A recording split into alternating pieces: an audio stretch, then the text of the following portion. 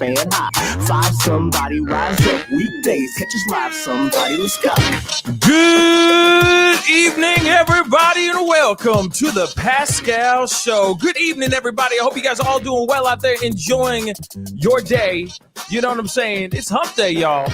It is hump day. I'm sorry. I have to say this again. I am sorry. Like a Ruben Studdard song. I'm sorry, guys. I'm sorry because, I had a little bit of a technical difficulty thing getting started.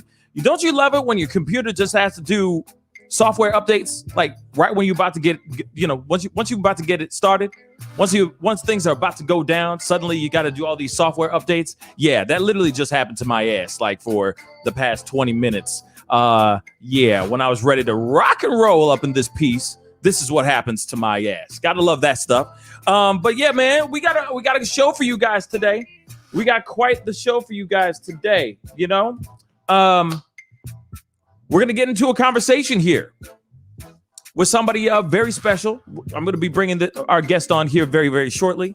And we got to get down to the nitty gritty. We need to get down to the conversation, to the facts here, y'all. So, and hear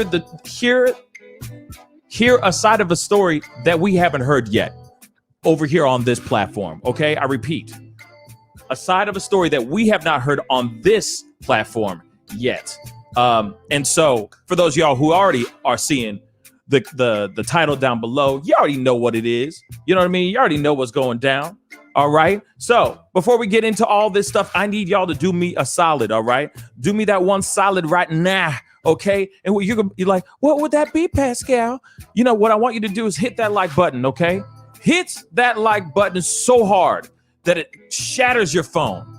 All right. And of course, most importantly, if this is the first time you checking out this show, please crush that subscribe button. We're going to get into some conversations today, okay, tonight, because there's some things we need to talk about.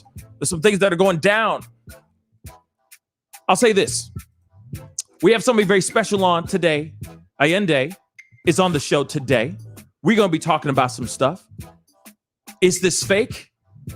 Was this all like some soap opera that they sat down in a room smoking weed and wrote it out together? Did he kick in the door or not?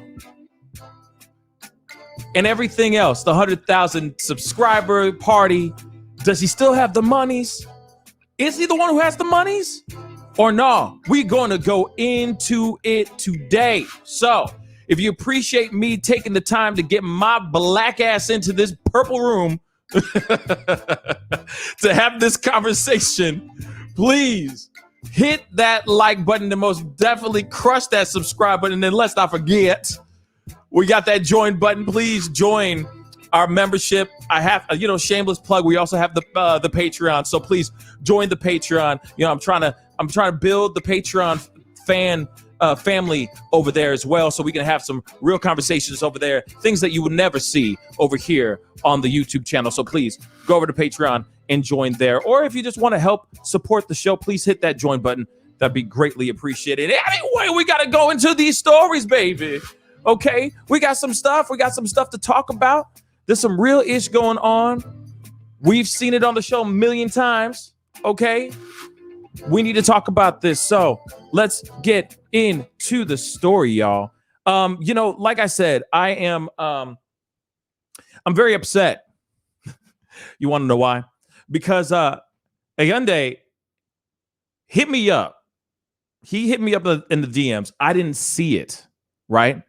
And I was so fast. I responded so bloody fast. As soon as I saw it, I was like, is this real? Is this really him? I had to do my research, only to find out, yeah, it was mother loving him. So then, of course, as quickly as I could, I responded. But as soon as I did, he was already on a show. I'm like, damn, I wanted that exclusive, baby. I wanted that exclusive. But it's all good, because guess what? Our friend is here with us today. Ayindei, how you doing, my brother? What's up, man? Can't complain. And even if I did, who would listen? Oh, well, hey, we're here. We're here to talk about this. We're having a conversation together. We're all listening. You know what I'm saying? So this is a place for you to talk. You see what I'm saying? So we are going to talk about a bunch of stuff, aren't we? Yeah, I'm down. He's down. He's down. By the way, where are you calling in from right now? I understand that you're somewhere, not in Miami no more. So where you at, man? Well, I'm actually in my second home. I'm in my second home, man. I had to check in. I'm in Mexico, so I love it over here, man. I come frequently. Yeah, this is my little office in the gym. I do a little workout here in the gym. I train some clients out here too, so I try to make an appearance when I can. COVID just made it a little bit difficult. I'm usually here far more often. I'm usually actually here more than I'm in Miami, but you know how that goes. Word. I mean, before we hang up, you're gonna have to give me like your whole diet regimen, your workout regimen, and all that stuff. You know, I've been seeing your photos, and I'm feeling very flat right now. You feel me? Hey, no, man. You know what's funny, man? Let me tell you, man. That shit must go a long way.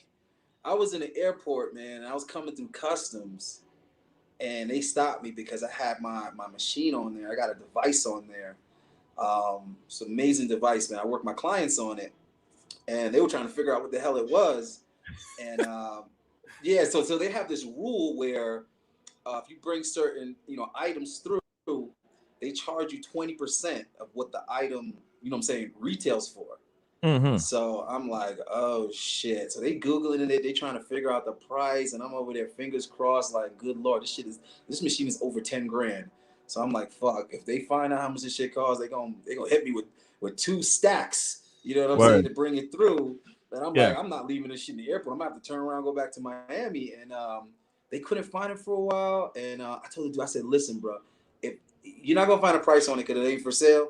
They gave it to me because they wanted me to work clients on it and give them the feedback on it.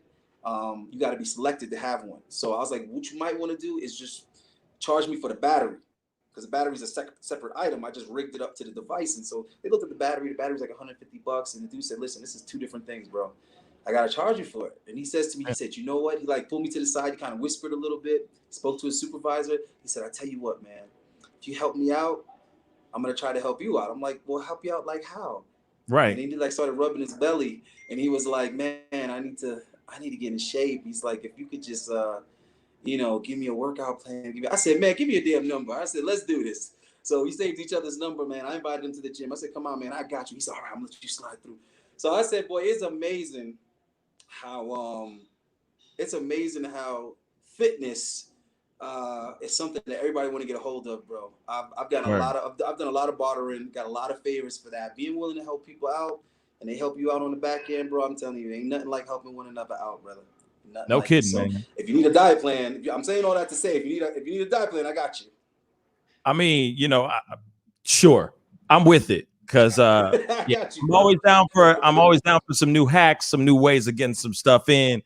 You know what I mean, and looking svelte. So I'm with it all day long. Real talk, system, baby. Yeah, I believe that.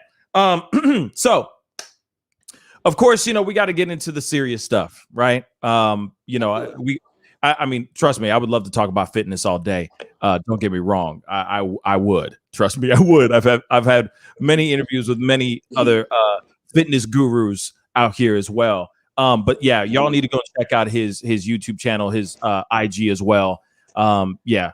You'll see. I mean, you see it in the freaking video. You see it in the camera, man. I'm gonna start putting some more fitness tips in the YouTube too, man. We're gonna work that in there. As you should. You know what I'm saying? Like here it is. There needs to be more Black Christian Guzmans out here.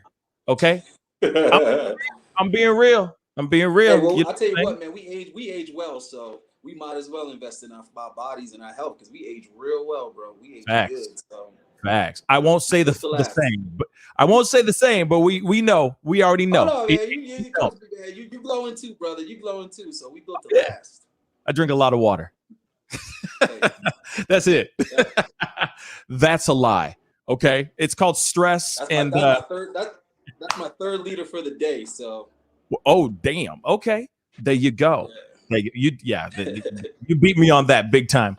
But anyway, yeah, we got to get into the conversation. Of course, a lot of people are here very eager to get down to the nitty gritty of everything that's been going on. Yeah, I know. You're like, we got to talk about this. Yeah, we do, my brother. No. It's all good, man. It's all good. Yeah. So I mean, I appreciate the opportunity, man, to clear some things up.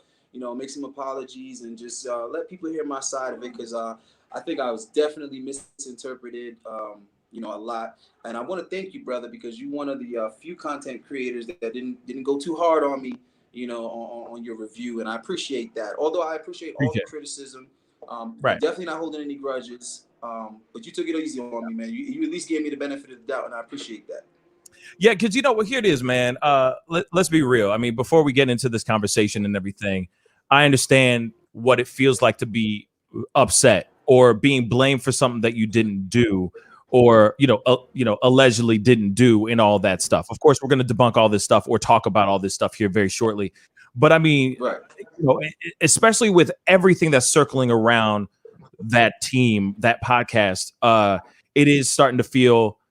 It just felt like a lot of lies are getting thrown just to save face and all that stuff. So I can understand the frustration and the anger that was coming from you. I mean, of course, I have my own personal opinion of, like, I wish it wasn't directed in that way, or wish it didn't come to that point. But at the same time, I understand the frustration. You see what I'm saying? So before we go into the kicking the door in, if you kick the door in or not. Okay, which we do have. You have a video I hear showing what you did at the door, which we are going to look at here shortly. We need to, of course, talk about the source of this all, or the start of it all. I understand that you were working with Fresh and Fit podcast for a long time, sourcing them, or you were their resource for the women that they were bringing onto the show. Is this correct?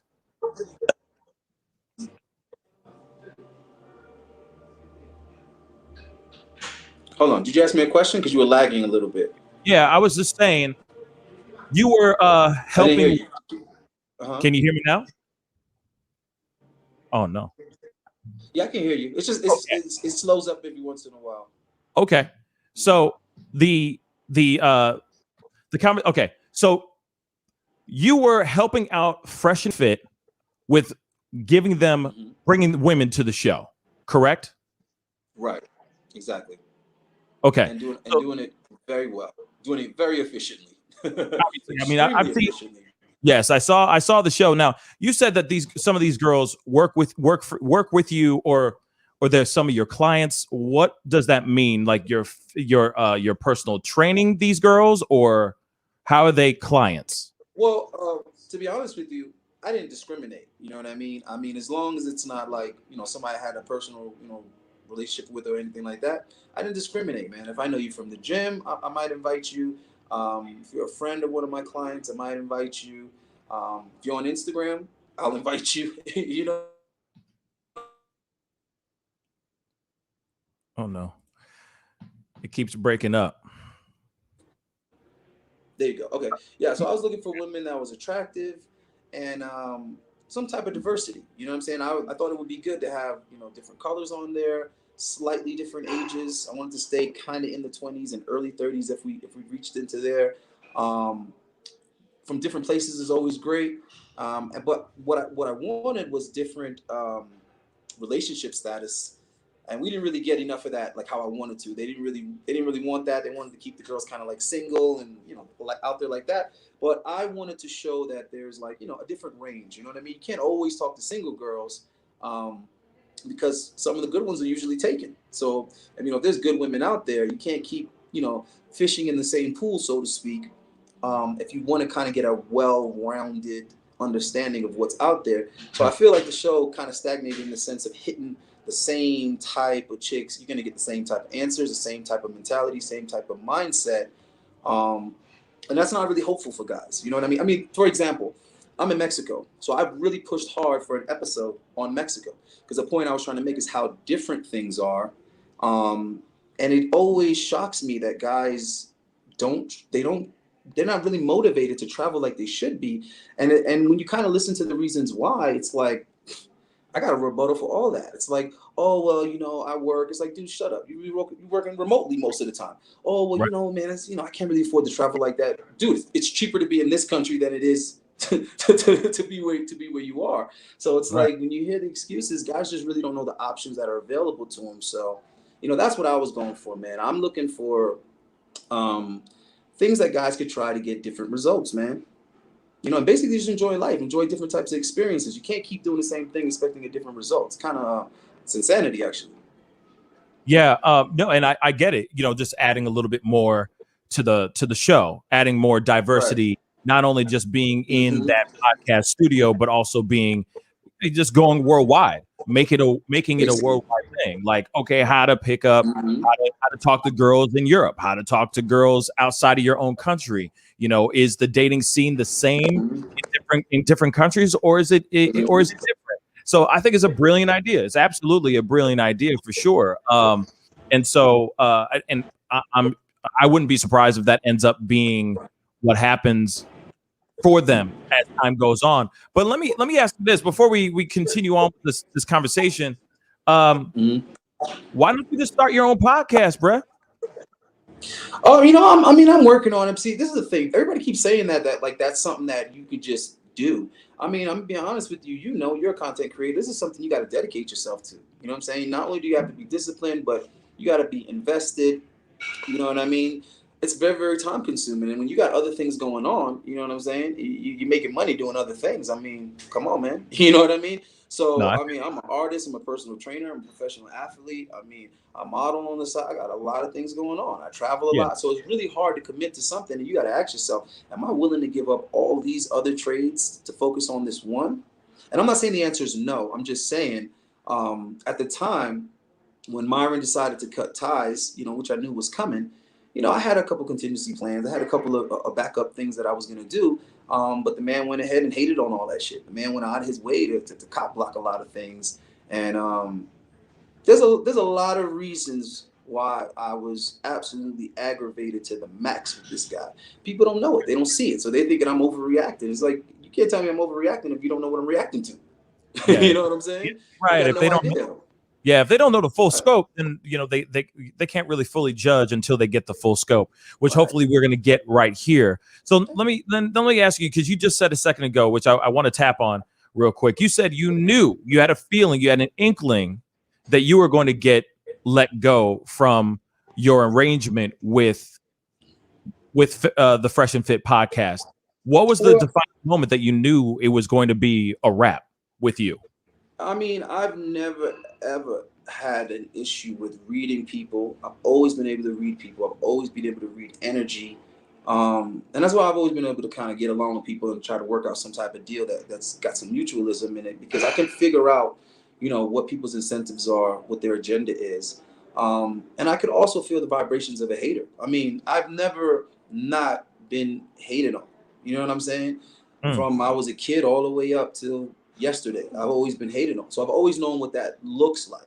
You know what I mean? When you got that guy in the room that, you know what I'm saying, he dates white women, you know what I'm saying, and you come along and you also don't mind variety, you don't discriminate, he automatically got a problem now because he wants to get the white girls by default. He wants to be the only black guy in the room. So when another black guy comes, you can feel that negative energy coming off of him. You know what I'm saying? mm, When you got a tall guy, he's getting attention because he's the only tall guy. The moment a guy comes in that's half an inch taller, you can feel that energy. You know what I'm saying? When a guy is an athlete and he's, you know, the star on the team right now, and then another guy comes and coaches, I'm gonna put you here. You know what I'm saying? We're gonna put you on the bench for a little bit. There goes that hate again. You know what I'm saying? So I've always been familiar with that feeling, that vibe. And the first time I met Myron, I was like, okay, it's one of those. You know what I mean? So what I did was I made sure to make myself extremely useful. I made myself so useful that even though he hated my guts from day uno, oh, you know what I'm saying? He gotcha. what he did was he said, you know what? I can't stand this dude, but what I'll do is I'll just let Fresh be his handler. You see what I'm saying? I'll let Fresh be the one to extract all of the value out of him. You get what I'm saying? I'll just take the credit for it. Okay, and I said to myself, cool, because I got my own little plan, my own little agenda too. The difference is it doesn't require me fucking anybody over. It doesn't require me to be a snake. It doesn't require me to be a liar. It doesn't require me to renege on any agreements. It doesn't require me to be a bad person at all. What I was Got trying to do, I was able to do on the up and up. You know what I'm saying? And I knew that as long as I'm getting in the room and I'm shaking hands and I'm figuring out how I can add value to other brothers, I'll be just fine. mm, You get what I'm saying? I'll be just fine. right. You understand what I'm saying? So that was my goal. That was my plan. I was able to tell what Fresh's insecurity was through a screen. I was able to look at an iPad screen, an iPhone screen, and tell what his insecurity was. So the first person I was going to reach out to was Myron, but I could also feel his energy through the screen. So I said, you know what? I'm going to get at his partner, because his partner is more open-minded. He's more of a people person. You know what I'm saying? He's a little bit more genuine. You know what I'm saying? And I can see how I could add value to him immediately. So, you know, I paint a lot of dog portraits. It's something that I do whenever I just feel like making money. I could do that at will. You know what I'm saying? So I said, you know what? I'm going to paint this dude's dog.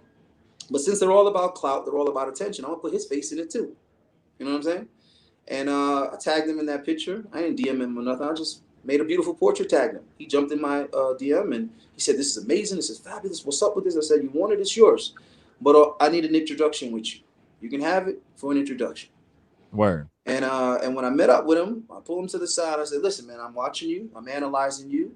And, you know, you're around the cars. You're around the girls.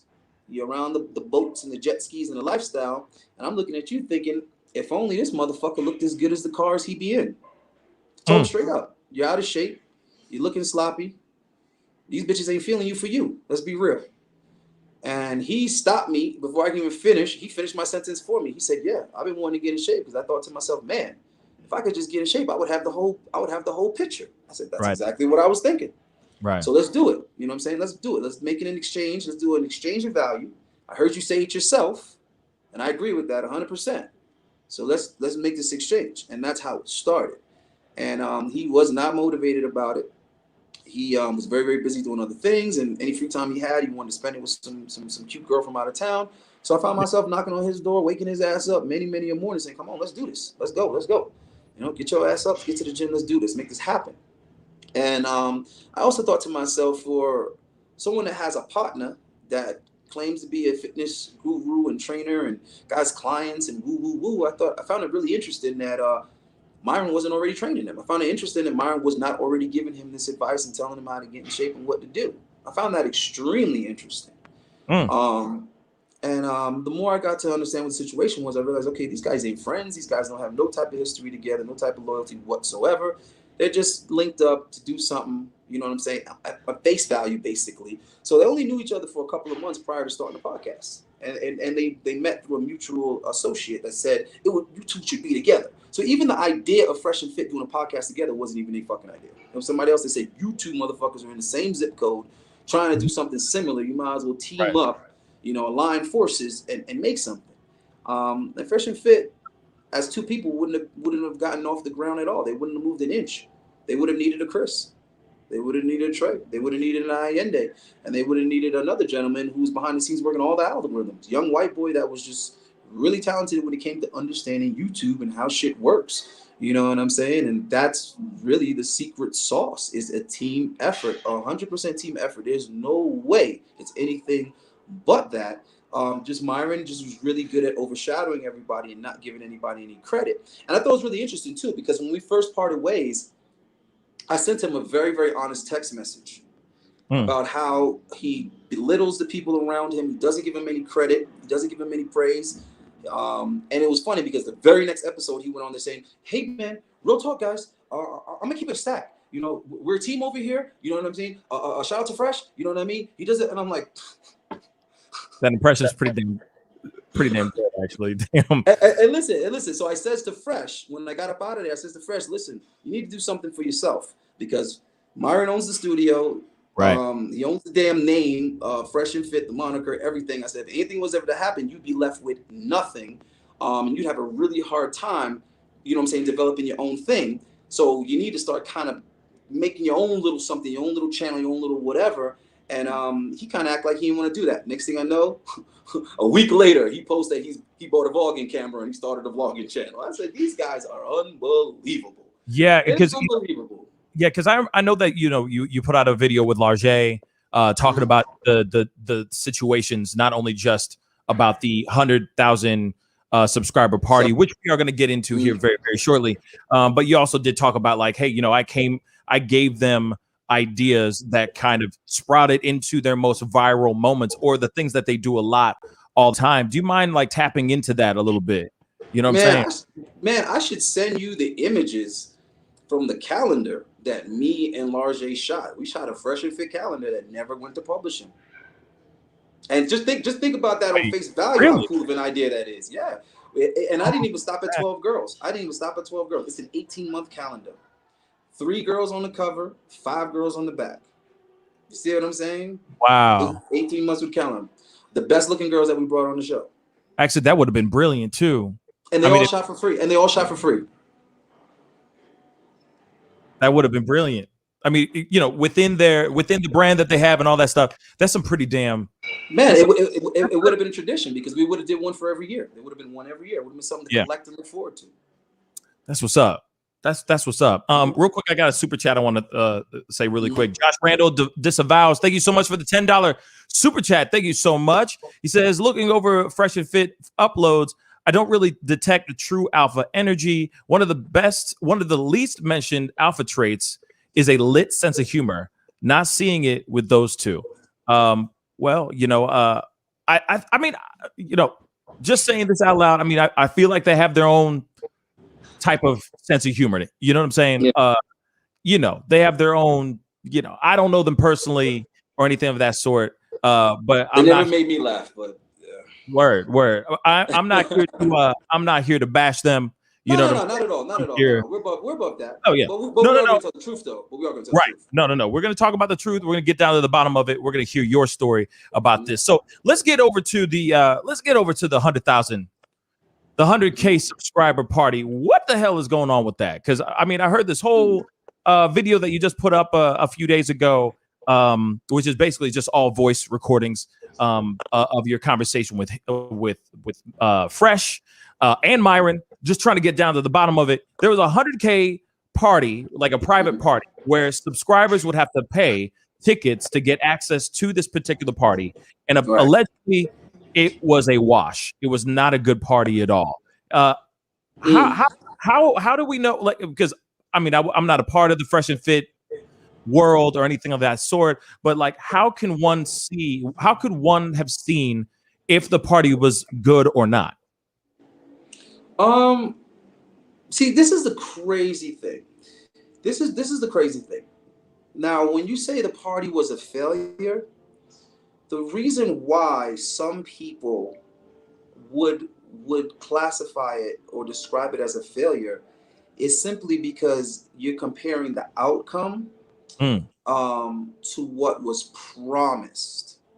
Because if you take away all of all the hype, all the promises, all of that, it actually so if you take away all of the promises, right, and you take away charging your fucking subs that have been supporting with you and riding with you and are loyal to you $500 for a VIP ticket, if you took away charging $100 for general admission, if you took away those two aspects, it actually would have been a phenomenal party and everybody had a great time.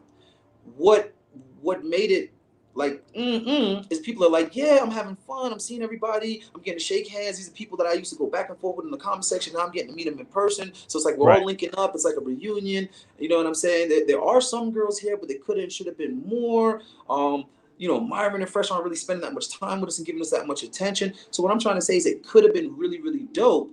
And like, let's say if it was just a free party where we could all get together, have a good time, and just actually celebrate the fact that we hit 100,000 subs.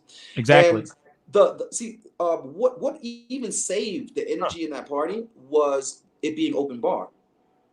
And the reason why it was open bar is because the way Myron like jerked me, and I'm gonna get into that, I went ahead and told my boy, like, yo, just go ahead and pull the card reader.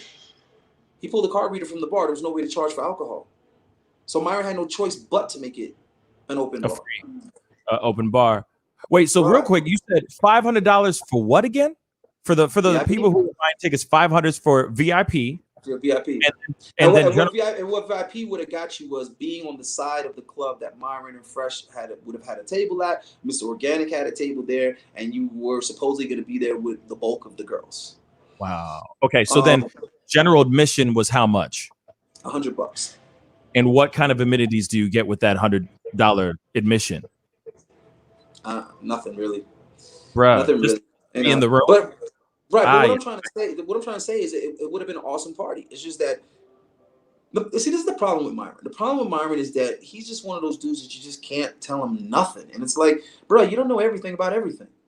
Gotcha. For example, what the fuck do you know about promoting an event? You've never worked in a nightclub business in your life. Not ever once, not once. You never threw a damn house party. You don't know nothing about orchestrating or organizing a party. But yet he wants everybody to do it for him, and then he wants to come along and take the credit, and he don't want to pay people. Bro, it's just too little of an investment. You got to give somewhere. I mean, what are you, a magician? You get what I'm saying? If you're going to outsource something, you need to pay people. You can't outsource something and then not pay the people. That doesn't make any sense. You understand what I'm saying? So either you're going to do it yourself or you're going to pay somebody to do it. Which one? You see what I'm saying? But you can't do neither and expect great results is what I'm saying. And I forewarned him about all of the issues that needed to be addressed because I have had tons of experience in nightclubs. And no party that I've ever done failed. You see what I'm saying? So Gotcha. this is what I'm saying. And then the venue itself, that's what they do. Then the promoter, that's what he do. The DJ, that's what he do. Everybody do what they do. The only person that don't know shit about this is Myron and Fresh.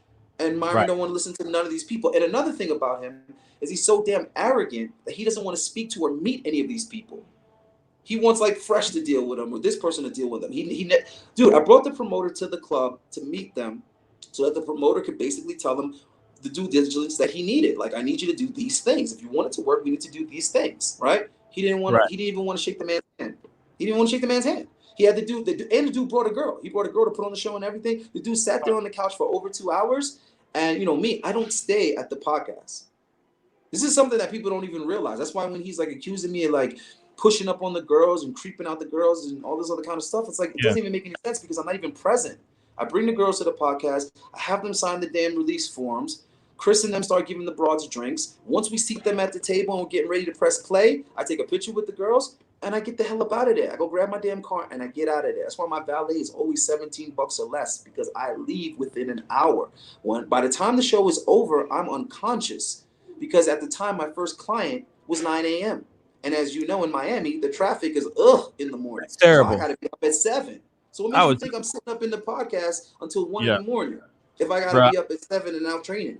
Right, bro. I was just there for a whole month in July, and I'm telling you, it was just to get down the street was just a struggle. You know what I'm saying? The traffic was absolutely terrible.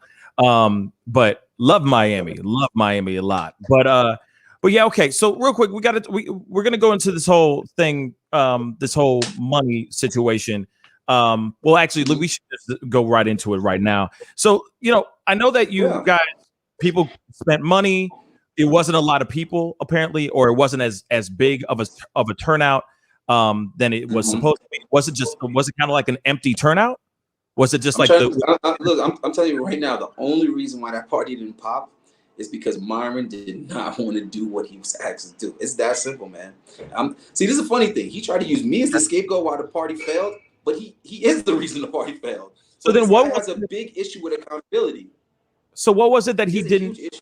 What was it that he didn't do that people wanted him to do then? Okay, I'll give you an example. Please. And I see people are just like really obsessed with this whole like receipt thing as if like grown men is out here lying, but I guess a lot of grown men is out here lying. So if I really got to like dig in the phone, I mean, I could probably show it to you right now. I could go to the group chat. I still have the group chat for when we were talking about the party. And I have the text messages between Myron. So what we could do is we could look at the fact that the party was on May 15th. And then we could look at the point at where Myron wanted to address what we're going to do about the girls. And you can see how many times I kept reminding these guys, we have to make sure the girls are there. Dude, I came up with all kind of ideas. I was like, what if we do a raffle where the girls got to be there at a certain time and they're automatically entered into the raffle, and the girls that win the raffle get, free bottles. You know what I'm saying? I was just throwing all these ideas out there because I wanted to ensure that the girls were going to be there before the guys. Because my sentiment is, if I'm paying $500, which I never agree with, I told these guys, do the party for free. You will make the money on the other end. In fact, you've already made the money because these are loyal subs. They jump in the super chat and spend all kind of money. The least you could do is just give them one night where you don't charge them. Myron is all about charging, and he's all about being allergic to the word sorry. He never will apologize for anything, and he will never do anything for quote-unquote free. And it's not even free. It's just an exchange. Sometimes you got to give first to get later. But with him, it always got to be you give, and I may give back. He never gives back. He's an expert on changing the terms after you've already done what you did. And now you're just sitting there looking stupid because you don't have any leverage. You can't say no because you've already given the value. You've already given the value. Now he's like, yeah, I'm not going to pay you what I paid you, what I agreed to pay you. He did that to me twice. He did that to me with the girls. What he agreed to pay me initially, he came much lower than that after the fact. And what we agreed on the party, he came much lower than that. I was supposed to get like $3,000 for the party. He gave me $1,000. You see, and he always waits until you already did the work to tell you that he's not going to give you what he promised you. He on that hood shit. Like that. Yeah, he's on that hood shit. Well, that's like get punched in the mouth shit. That's what that is. Yeah. You see what I'm saying? So I could tell he's never had to deal with those type of consequences. Why you got a grown, man child that thinks that he can keep doing people dirty and it's never ever gonna come back. It's the same thing with the females. I told him, I said, you keep doing what you're doing with these chicks. Eventually, chicks are gonna start coming back, making accusations, bro. And look at where we are. So all of this stuff I predicted, bro. And Rollo Tomasi himself told Myron, listen, you might want to take it easy on kicking these broads off the show, because all you're doing is creating liability. Because every time you kick a chick off the show, that's another chick that potentially can come back later. And I'm telling you right now, it's okay. Me, I'm going to keep it real when it comes to women, right? Mm-hmm. Women cannot be trusted. I'm sorry. I love women to death. They make life, better or whatever. What would we do without them? But let's be honest. You have to be very careful with women, bro. Because if you hurt their feelings, they're going to tell a different story. They're going to tell a completely different story. So when you're kicking them out and all this other kind of stuff, a chick will get kicked out and she'll be kind of upset about it when she gets kicked out. But then when she goes home and watches it and sees that embarrassment, then when she has all these people jumping in her DMs and insulting her, she has all these people making these comments on her Instagram. Do you see what I'm saying? She has all her friends saying, I can't believe you went on that show. How could you be so stupid, girl? Now she really feels like she needs to get back at you. Now, when one girl comes out and finally says or does something, now you have all these other girls joining the bandwagon. They're all going to join the bandwagon. They didn't have the courage to do nothing at first, except for post some story on their Instagram complaining about you. The amount of girls that were crying on their Instagram stories, after coming on and getting thrown off or mistreated by Myron, dude, all of that's going to build up. It's going to build up eventually. I'm shocked that he even still lives at that condo, because the amount of time he's had to involve the building security, I'm surprised the building hasn't just said, listen, bro, get your shit and get the fuck out. We can rent this apartment to anybody. Why do we have to keep coming upstairs for you and these issues? How many times the police are going to get called here? Gotcha. So real quick, just back to the actual party thing real quick. I just wanted to know.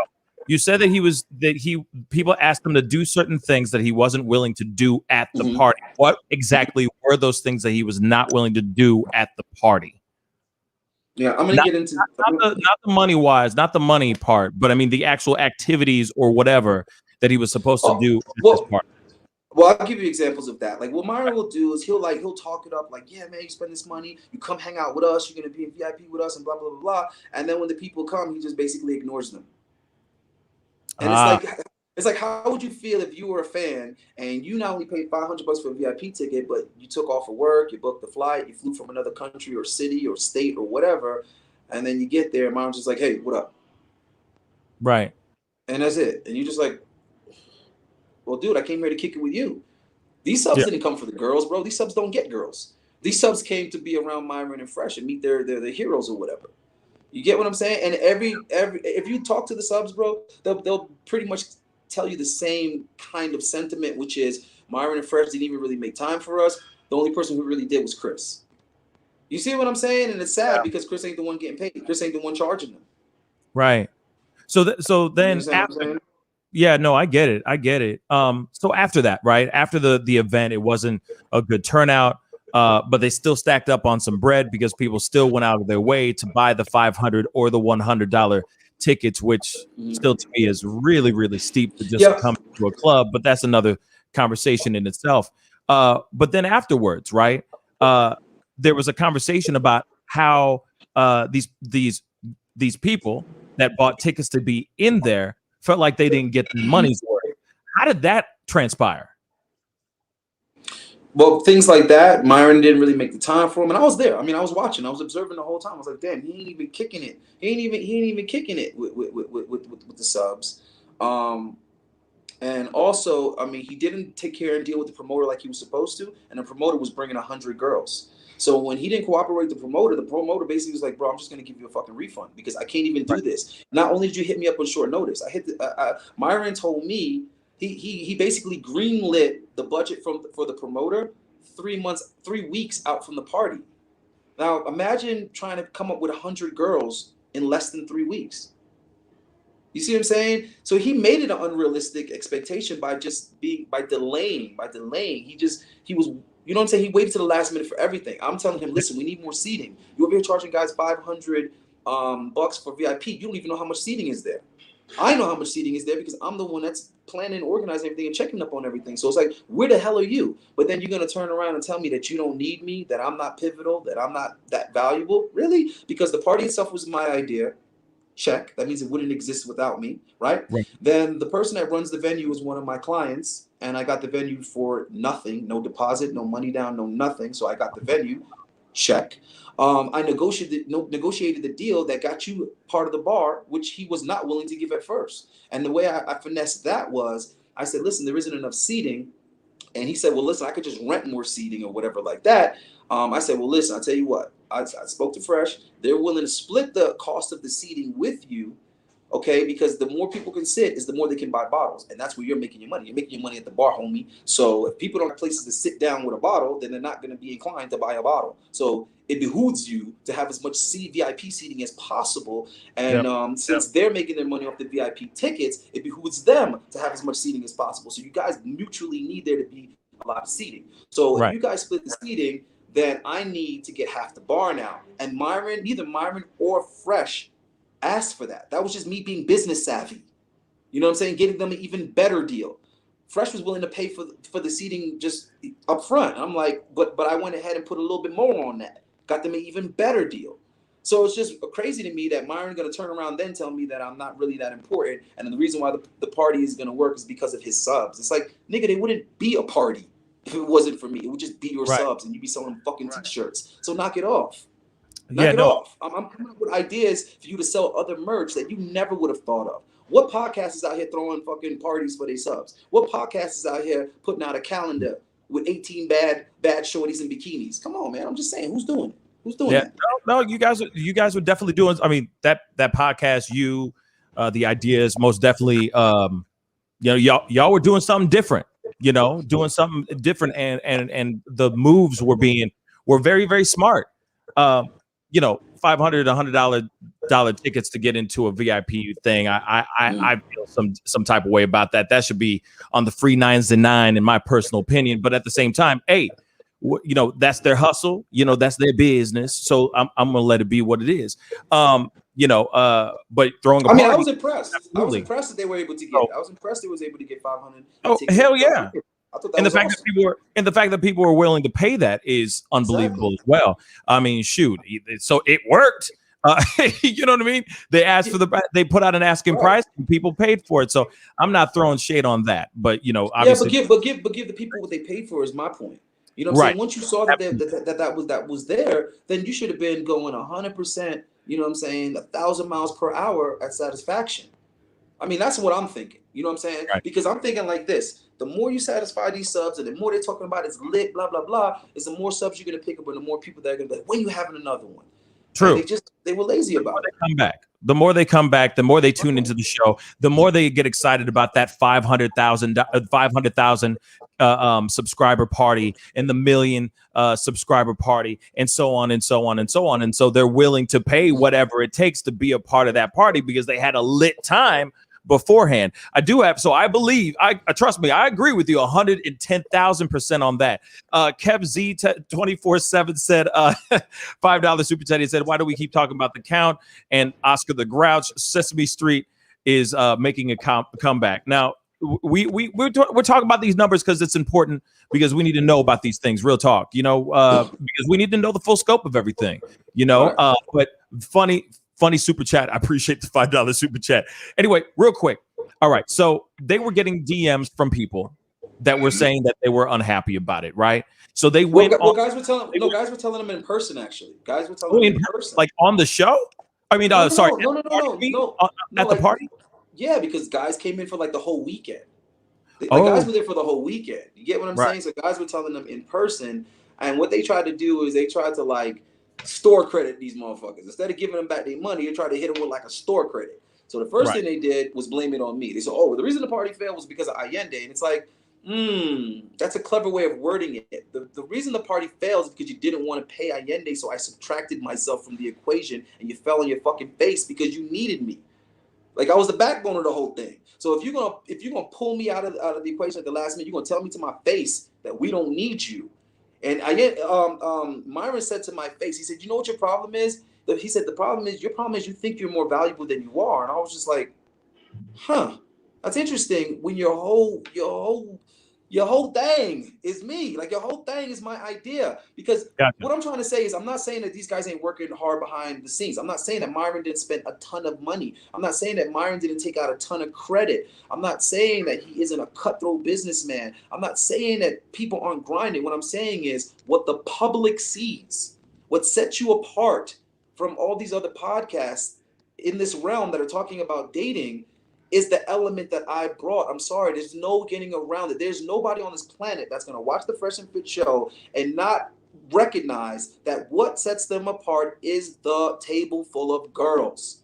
There's just no getting around that. And we know this because when those girls aren't there and it's just Myron and Fresh wearing stupid fucking chef hats and fucking ninja masks from Target, it ain't popping. So we know that. Stop it. And my whole thing is stop lying. Just admit it. There's nothing wrong with needing people is my point. There's nothing wrong with needing a team. There's nothing wrong with everybody having their own little, thing they contribute and they be good at it and let them get their credit for it. But if you're going to tell me to my face that, oh yeah, you helped us grow really fast in a short period of time, but we would have did it anyway without you. Really? What formula would you have used? If you didn't use the formula of bringing the girls on the podcast, what formula would you have used to guarantee grow, Myron? What's the guarantee that you would have grown? See, here's the thing is, you can say that, but you can't prove it or verify it because you didn't do it. But what we did do was use my idea, and it did work. So we know that works because it has worked, right? Then you're going to tell me that you don't need me for the party. And it's like, nigga, you would have never even thought to do a party without me. So just that part. He said, yeah, it's your idea, but I'm the one spending all the money. I'm like, what money are you talking about? Now, this is how you know that he's trying to run game, and I ain't the nigga for you. You ain't gonna run game on me. Game recognized game. So he was like, oh, I spent $15,000. I'm like, $15,000 on what? On what? Because you didn't pay for marketing, you didn't pay for advertising, you didn't pay the promoters for the girl. Like, I'm the one that got the promoter's price that low for the girls. I got the promoter to promise 100 girls for $1,000. So I challenge anyone to find me a promoter that's going to bring them 100 girls for $1,000. I'll wait. And I saw the girls. They were gorgeous. And they all had social media following, right? Because he runs a very tight-knit, network. That's why he had access to that many girls. So show me the guy that's going to get you girls for $10. Show me the guy that's going to get you a model for $10. That's going to be at your party for 2 hours or more. I'll wait. So you're going to tell me you don't need me. So what I said is, all right, just go ahead and pay me the punk ass $1,000 that you try to jerk me on, and I'm going to subtract myself from the equation. And then I spoke to my boy who runs the venue, and I said, bro, I no longer have anything to do with this, so it's just you and them boys. He said, whoa. I'm not doing business with them boys. I don't know them boys. I'm doing business with you. I said, yeah, but they cut me out. He said, well, if they cut you out, then I ain't got nothing to do with it either. So he took his fucking card reader. You understand what I'm saying? And he went home and went about his business. And Myron and Fresh had to fend for themselves, and the party fell fucking flat. You see? And that's his fault for cutting the people that are doing all the fucking work, bro. So if I go ahead and call the promoter up and say, hey, bro, don't even fucking worry about it. I know that he didn't do what he needed to do, so don't even feel bad about it. We'll just go ahead and refund him the money. He sent the deposit back to Fresh. Yeah. Now it's wow.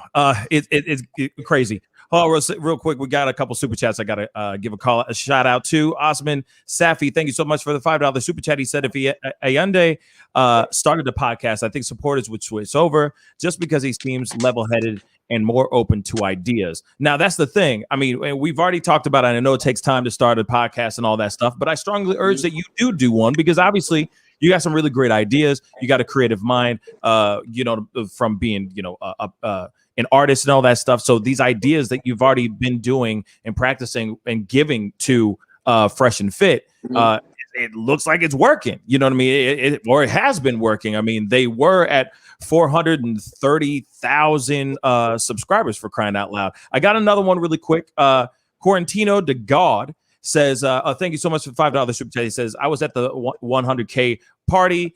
Let me hop on the stream. he going too crazy. Well, maybe you can hop on a little bit later on in the conversation because we got to keep this conversation moving. All right. So let's get to the actual thing. All right. Where did you find out where were you when you received information or a call from people asking for their money back from you? Yeah, okay. Well, like I said, I can go ahead and show the DM. I can show the WhatsApp, and then you guys can look at the date and see how recent it was. Because everybody keeps saying to me, "Why do you wait until this whole aberrant preach thing?" It's like, no. The question is, why did those subs wait until the aberrant preach thing to reach out to me and tell me this? Because they had literally just told me this a week ago, and I'm like, wait, what? It blew my mind. And here's the thing, though. In their defense, they did reach out to both me and Large previously, but they didn't specify anything in the message. They just kind of like was asking the same questions as everybody else. Hey man, what's up with you in Fresh and Fit? I'm sorry, bro, I'm not a fucking mind reader. When that's in my junk box, I don't know that you're somebody that's gonna tell me that Myron told you that I have your money. I just think you're another person wondering why this talent is no longer on the Fresh and Fit show, because the whole reason why Myron had to get rid of me was because he didn't like that I was breaking the first fucking law of 48 powers. I mean, 48 laws of power. And that first rule is never outshine the master. I read that book several times, so I knew the moment I did it, I knew I Currently fucked up. reading it right now. The moment I did it, I knew I fucked up, because what I did was I kept on putting on a stellar performance anytime they let me get on a podcast, and Myron would always limit, my talking time and the points that I got to make. And I don't know what made this man do this. I don't know what made him do this. But I was doing a little bit of cleanup.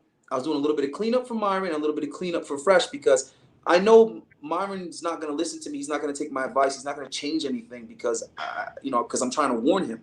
He was talking really bad about black women.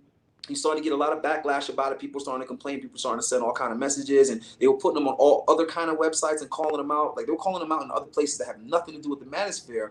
And Fresh made some comments, and it really blew up. It really blew up. Black women were going ham on them. So I came in and played cleanup. I said, listen, this is what we're gonna do. So the moment when the two black girls were getting kicked out and they smacked Myron in the face, that one. You talking about that one? No. It was like before that. It was about girls. Yeah. Oh, okay. Yeah, it was before that, and it was just basically comments that they were making. Gotcha. So I said, listen, this is an opportunity for me to do something that I've been wanting to do for a long time. And I said, Fresh, I want to book a panel of all black girls.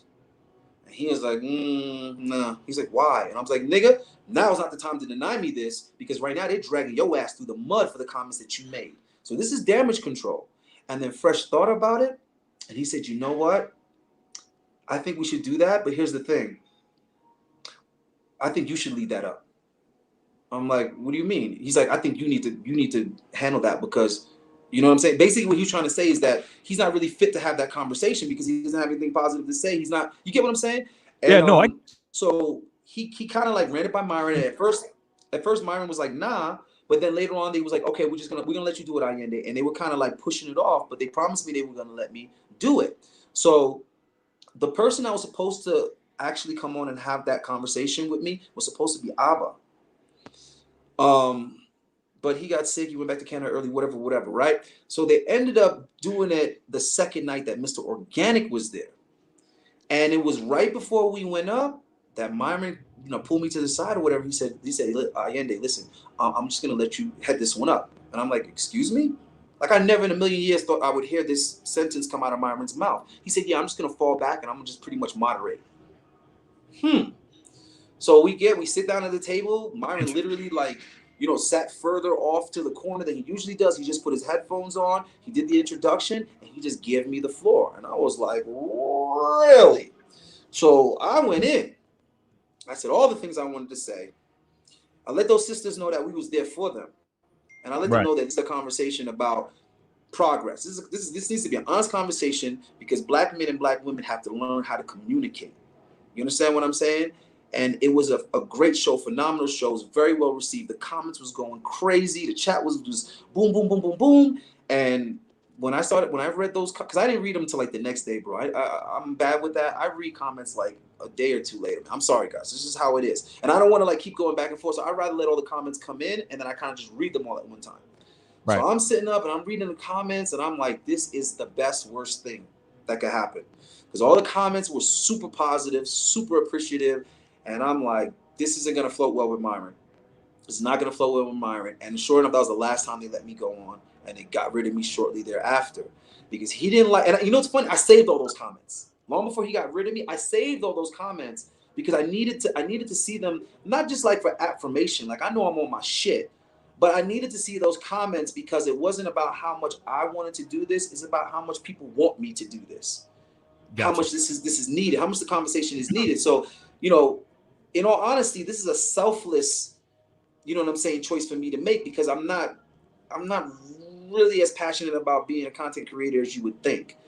But when I see how much of a difference it could make, I have to kind of take that into consideration.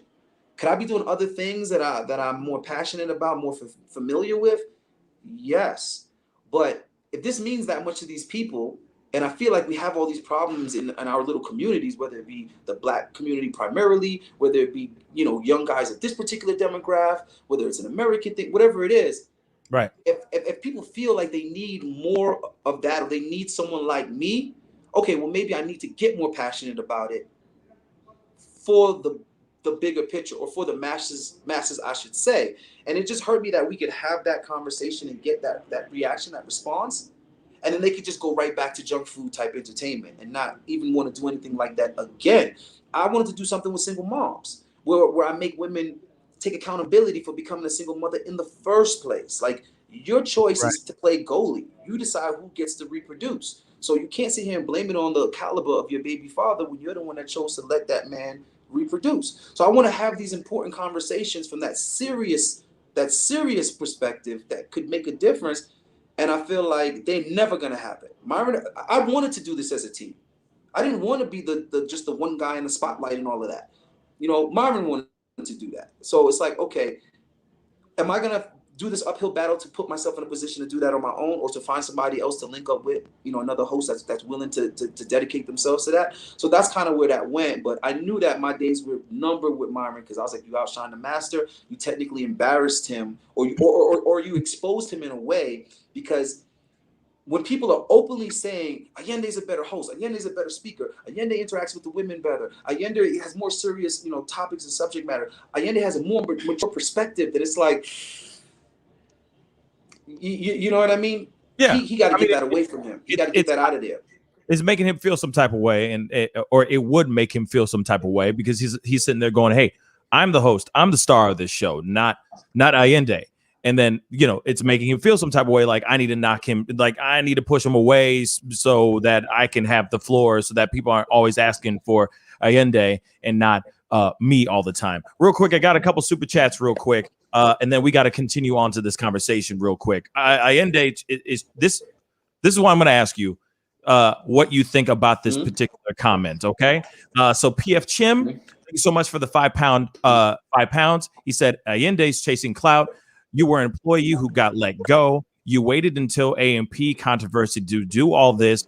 Why did you yell preach when you stormed in? Now, they're jumping the gun in our conversation, but thank you for the £5 super chat. The first half of this comment, what do you say about people saying that you're out here chasing clout after this whole ABBA situation? No, I want you to leave that up there, because I'm gonna dissect it as it is. Leave it up there, because I'm gonna dissect it as it is. All right. Now here's the thing: the reason why someone in a position like Myron can carry on with this dishonesty, and he could be so disingenuous and make up these elaborate stories like I broke a door that was never broken, or like I broke a door that was unlocked, or like I have people's money when I didn't even collect the money at the party. I didn't even get paid what I was supposed to get paid. You tell me I got other people's money. I'm badgering girls for their phone number when I'm the one that brought those girls in the first place, which means I already had their phone number. The reason why he could tell these type of lies is because he has the bigger numbers. See, unfortunately, the truth tends to be seen with who has the most ears. Who has the most ears seems to be the one that's telling the truth. Interesting, so, right? just simply because I'm the underdog and I don't have the subscribers, I don't have the followers, all of a sudden I'm not credible. All of a sudden what I'm saying isn't true.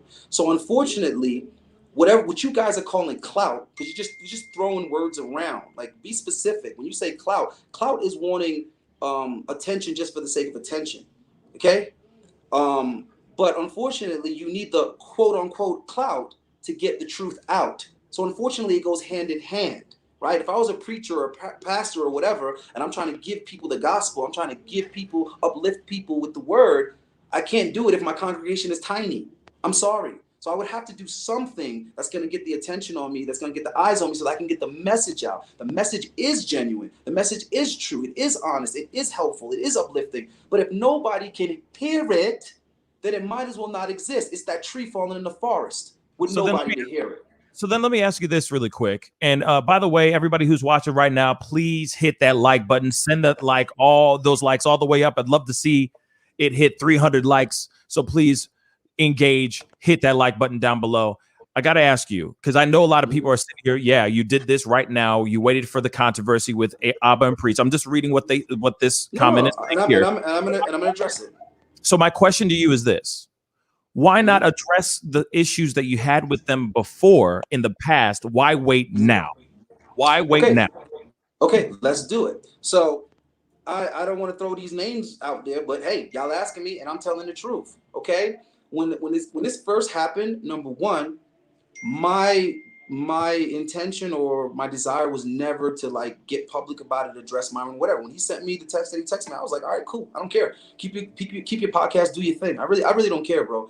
You know what I'm saying? Because I really don't want to be, I didn't really want to be working there anyway, just because of his character and the way he did what he did. I was just trying to work through the motions, put myself in a position to meet the right people, right? I was networking basically.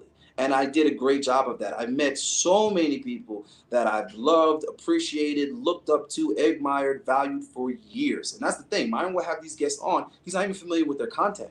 He put Coach Greg Adams on. He don't know shit about Coach Greg Adams' content. I've been watching Coach Greg Adams since day one. So to meet Coach Greg Adams meant the world to me. Not only to meet him, but to be appreciated by him. It meant the world to me. To meet Donovan Sharp, to meet Rollo Tomasi, to meet Aaron Cleary. You see what I'm saying? All of that meant so much to me. And tolerating Myron's bullshit was worth it. It was the price that I paid. It was well worth it to be in the room with these people because that was the intention from jump. Do you understand what I'm saying? When I'm trying to bring people like Mike Tyson on the show, I'm trying to bring people like Tyson Beckford on the show, I'm trying to bring people like Tory Lanez on the show. These are huge names. It was my idea to bring Mike Rashid on because I met him a couple of times at bodybuilding competitions. I got Mike Rashid's phone number in my phone. So to be able to get around these people that I admire their work, I admire their career and what they did, it was worth it to tolerate Myron's shittiness and his shadiness. Now, when you're talking about why did I address it, when I addressed it, Donovan Sharp personally asked me not to address him. He said, do not go public with it. And the only reason why I was considering it is not because that's what I wanted to do. It's because Myron didn't just send the text, cut me off, and leave it at that. He went on to assassinate my character because he knew that if I was no longer with Fresh and Fit, he knew the questions were going to start coming in. Where's Ayindei? Where's Ayindei? Where's Ayindei? Because I was in high demand. He didn't want to put me on the podcast. He put me on the podcast because people requested it. If you don't believe me, go back and watch the episodes that I were on. He literally said, hey, man, you guys have been asking for him, so finally brought him back on. It's Ayindei. You see what I mean? He only brought me on to appease the crowd. He didn't want to bring Anthony Tate on. He only brought Anthony Tate on because people just kept asking him, and he wanted to look like he's the guy that can deliver. He wanted to look like he's the guy that can make anything happen, get any guest on. That's what that's about. That's what that's about. He didn't want these people on, but the subs wanted these people on. Right? So he knew that he had to justify getting rid of me. So what he did was he tried to paint the picture like I was the problem. So go and look and see what his explanation was on May 16th. It was, he's dead weight. You can't get any more vague than that. I'm dead weight. What does that mean? What does that mean? Be specific. What did this guy do? Right? And now he's claiming that I creeped out the girls. Well, why weren't you saying I creeped out the girls back then? Because you just came up with that just now. Stop it. You nigga, you're lying.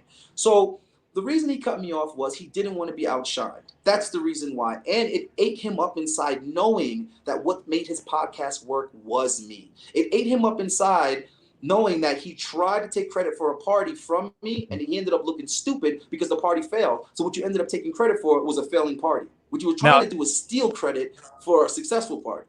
So then let me ask and you. it backfired. Go ahead. Because you say it was because, you know, of the things that you bring to the table and all that, and you were going outshine him and all that. There was no specific incident that happened that caused the termination of your I guess, quote unquote arrangement with him. Absolutely not. Out of the blue, he just literally called you up one day. It's like, surprise, you're fired. No. What happened was, what I'm saying to you, I said to him. That's what happened. I kept it funky with him. The moment he denied me what we agreed on, what me and Fresh agreed on for the party, the moment he told me I wasn't getting that third, and he told me he's gonna take a couple of days to think about what he's gonna pay me. Like, think about that. I want you to think about that for a minute. You provide a service for someone. They tell you that they're gonna give you a third of the proceeds. Then getting real close to the party, the last minute before the party, they said, "Oh yeah, I don't remember saying that. I ain't heard nothing about that." And you ain't got it in writing, right? And then you say to him, "So then what the fuck am I going to get paid?" He said, "Oh, well, I'll just give you a cut." He kept saying, "I'm going to give you a cut." I'm like, "A cut of what?" You know what I'm saying? He's like, "All right, well, I'll get back to you. Give me a couple of days to crunch some numbers." He loves saying that. Crunch some numbers. Nigga, if you crunch some motherfucking numbers, you owe me a lot of money, because them super chats roll in when I bring certain girls on. If you want to crunch numbers. So he says that to me. And then when he finally got back to me, he told me $1,000 is what he was going to give me. He didn't tell me over the phone or nothing. I had to run up on him in person. It was in front of Moxie's, downtown Miami in Brickell.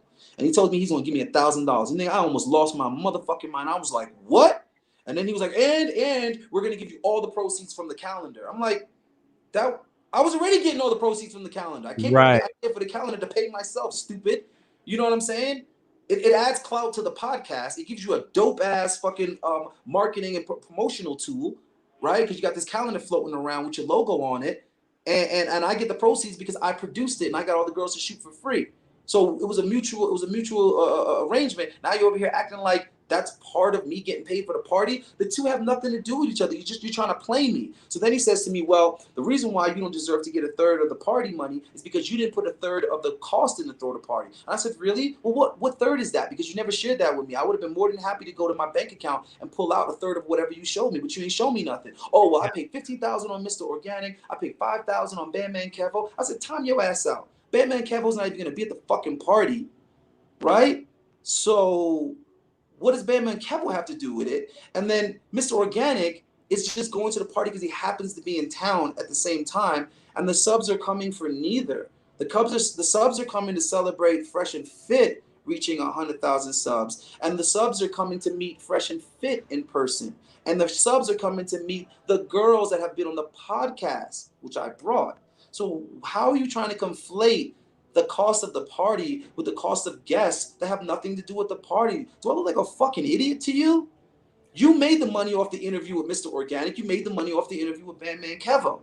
They have nothing to do with the party, Myron. You're trying to make excuses to not pay me what I'm owed. And he's like, well, if you want to pay a third of $20,000, then we'll give you a third of what the party makes. It's like, wow, you go that far out of your way not to pay somebody, bro, for their work they put. I mean, you have no idea of what's just, like what's fair. So I was like, all right, you know what? Fuck it. From now on, anything we discuss it, the three of us together, and we put it in motherfucking writing. We text, we got to have proof from that one because I can't trust you niggas. After we had that conversation, that's when he realized, okay, it was time to get rid of this nigga. That's when he started saying stuff like, we don't need you. We don't really need you. Yeah, you helped us get this far, this fast, but we would have did it anyway without you. And I'm just like, no, you wouldn't have, because you would have never thought of the idea to interview these girls, and you would have never been able to source them. And hold on, and we're proving that. The same way the party failed because I was subtracted from that equation, that production, it failed without me, is the same way that since I've left the podcast, not only has the quality of the girls dropped dramatically and everybody knows it, not only has the amount of girls dropped dramatically and everybody knows it, not only do they keep recycling the same girls and everybody knows it, but majority of the girls that they keep recycling are girls that I initially brought anyway. So it's like, damn, nigga, you can't even source the girls without me. And with the number of subs you have and the amount of money you make, you still can't come up with a system or a formula to bring the girls in. You're relying on Chris. And what is Chris doing? He's doing a motherfucking knockoff version of what I was doing, jumping in DMs. He's doing a knockoff version of it. I'm sorry, bro, but girls answer my fucking DM. I'm not trying to be cocky. I'm just being honest. Girls answer my DMs. You know what I'm saying? Girls don't answer most guys' DMs, but they answer certain guys' DMs. Yeah, no, I get it, man. I get it. Okay, so when it comes to your arrangement with Myron and all that, because we kind of have to move this conversation on here. No offense, but so how much was he paying you to bring these girls in a week or like a month? Was he paying you weekly, monthly? No, he was literally paying me per girl, and he was paying me about $20 per girl. Gotcha. Per show, right? Not because it isn't extremely valuable, but just because I'm over here giving fucking charity to these niggas. And Myron's a cheap bastard. Because I can count. I can sit there and watch the episode and I could tally up the super chats. Okay? If I bring 5 girls on the damn show, he's making a hell of a lot more than $100 in super chats. Right or wrong? Okay? No, you're right. I've seen just saying. So you know what I mean? It's insane. He's breaking in at least 1,000 at least. And hold on, and this is the person that he's calling a deadbeat. Mind you, all the girls that he was sleeping with in that time period were girls that he met off of the podcast. So not only is you getting that, but you're also leveraging the podcast to sleep with these girls. See, that's news to everybody because Anna released those screenshots. That's not news to me when I'm behind the scenes. It's not news to me when I come over his apartment in the afternoon and he got a chick rolling out the bed that was on the podcast the night before, and I'm just like, so now I'm sourcing your pussy too, nigga? But you the dude charging people for dating advice. Every time I've ever gone anywhere with Myron and we've cold approached, he's never bagged nothing. And I'm not exaggerating. I've never seen Myron get a number. I'm being honest. If I could find a Bible or something, he's never gotten a number in my presence. But I've never not gotten a number in his presence. And he just don't like that. He don't like that. So real quick, so when you obviously when you confronted Myron about the money, the whole money situation with, aside from the money that he owes you and all that stuff, and him giving you 1,000 instead of 3 and all that, when you talked to him about the actual accusations of or the people actually assuming that that you were the one who owed these people money, how did he react? Can I show you something right before I answer that question? Sure. Can I show you that he's trying to ask back for the last payment? Can you see that? Guys, that's Myron asking for the last payment back. I don't know why he said that a CashApp. Yeah, all of a sudden he's sending me all of these. Angle it a little bit differently because it's there. We go. Yeah, he's asking for $1,500 back. Oh, he's asking for a lot more than that back. He's asking for all the money he's ever given me back. Wait, what? He's asking for all the money he's ever given me back. So I don't know what type of claim he's trying to make or what type of paper trail he's did trying you guys to ever make. have your transactions, as far as like your agreement? Was it ever written on paper? Is it dried on ink? No, nothing like that. Everything was on a hand. Everything was on a handshake. Everything was a handshake. Everything was a handshake. Oh my God! And everybody keeps on like telling me, "Oh, this guy has no business intelligence and all this other stuff." It's like, dude, we made this up. I made this concept up. Okay, so it was never all this formal stuff. You get what I'm saying? So it was an agreement between men, and those aren't real men over there. So unfortunately, they don't keep their word about anything. Lesson learned. I mean, at the end of the day, it's not a big deal, bro. I've been adding value to other people my entire life. Gotcha. You know, that's what I do. Real quick, I got a super chat, a really big one, so I got to throw it in here. Thank you so much to Chuck Diesel for the $50 super chat. Thank you so much, my brother. I appreciate it.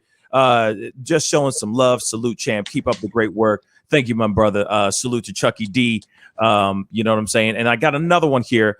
Richard, thank you so much for the $5 super chat. He says, so you were a contractor or employee, and why didn't you leverage your position for equity instead since you were so valuable? That's actually a very good question. Thank you, Richard, for $5 super chat. It is, but I'm going to give you the answer. And the answer was I never really was trying to be like a bona fide member of Fresh and Fit, to be honest with you. That was never really the thing. So that's why that was, and like I said, this is something that was an idea I had, and we were trying it out. It was working well, and you got to understand, Myron cut it abruptly. Like I was getting what I wanted, and I wasn't getting it through Myron.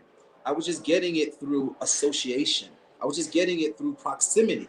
What I'm trying to tell you is, Myron didn't introduce me to a Donovan Sharp. Myron didn't introduce me to a Coach Rick Adams. In fact, all of these guys, when I met them, Myron was nowhere around. It would be when they were with Fresh that I would meet them. because Myron doesn't be with them as much as you think he actually hardly is ever with them. For example, like when I would bring girls to the podcast, right? And let's say we're like trying to start at 9 or something. We bring girls to the podcast, and then Kevin Samuels says, "Listen, I need you guys to go up a little bit later."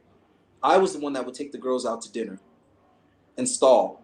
I would take them out to dinner to kill about an hour, hour and a half. Myron would just give me the company card, and of course that's a tax write-off for him. So that's how that worked. So I was like chaperoning them, and then of course Chris would like come and eat. Sometimes Fresh would come, not usually.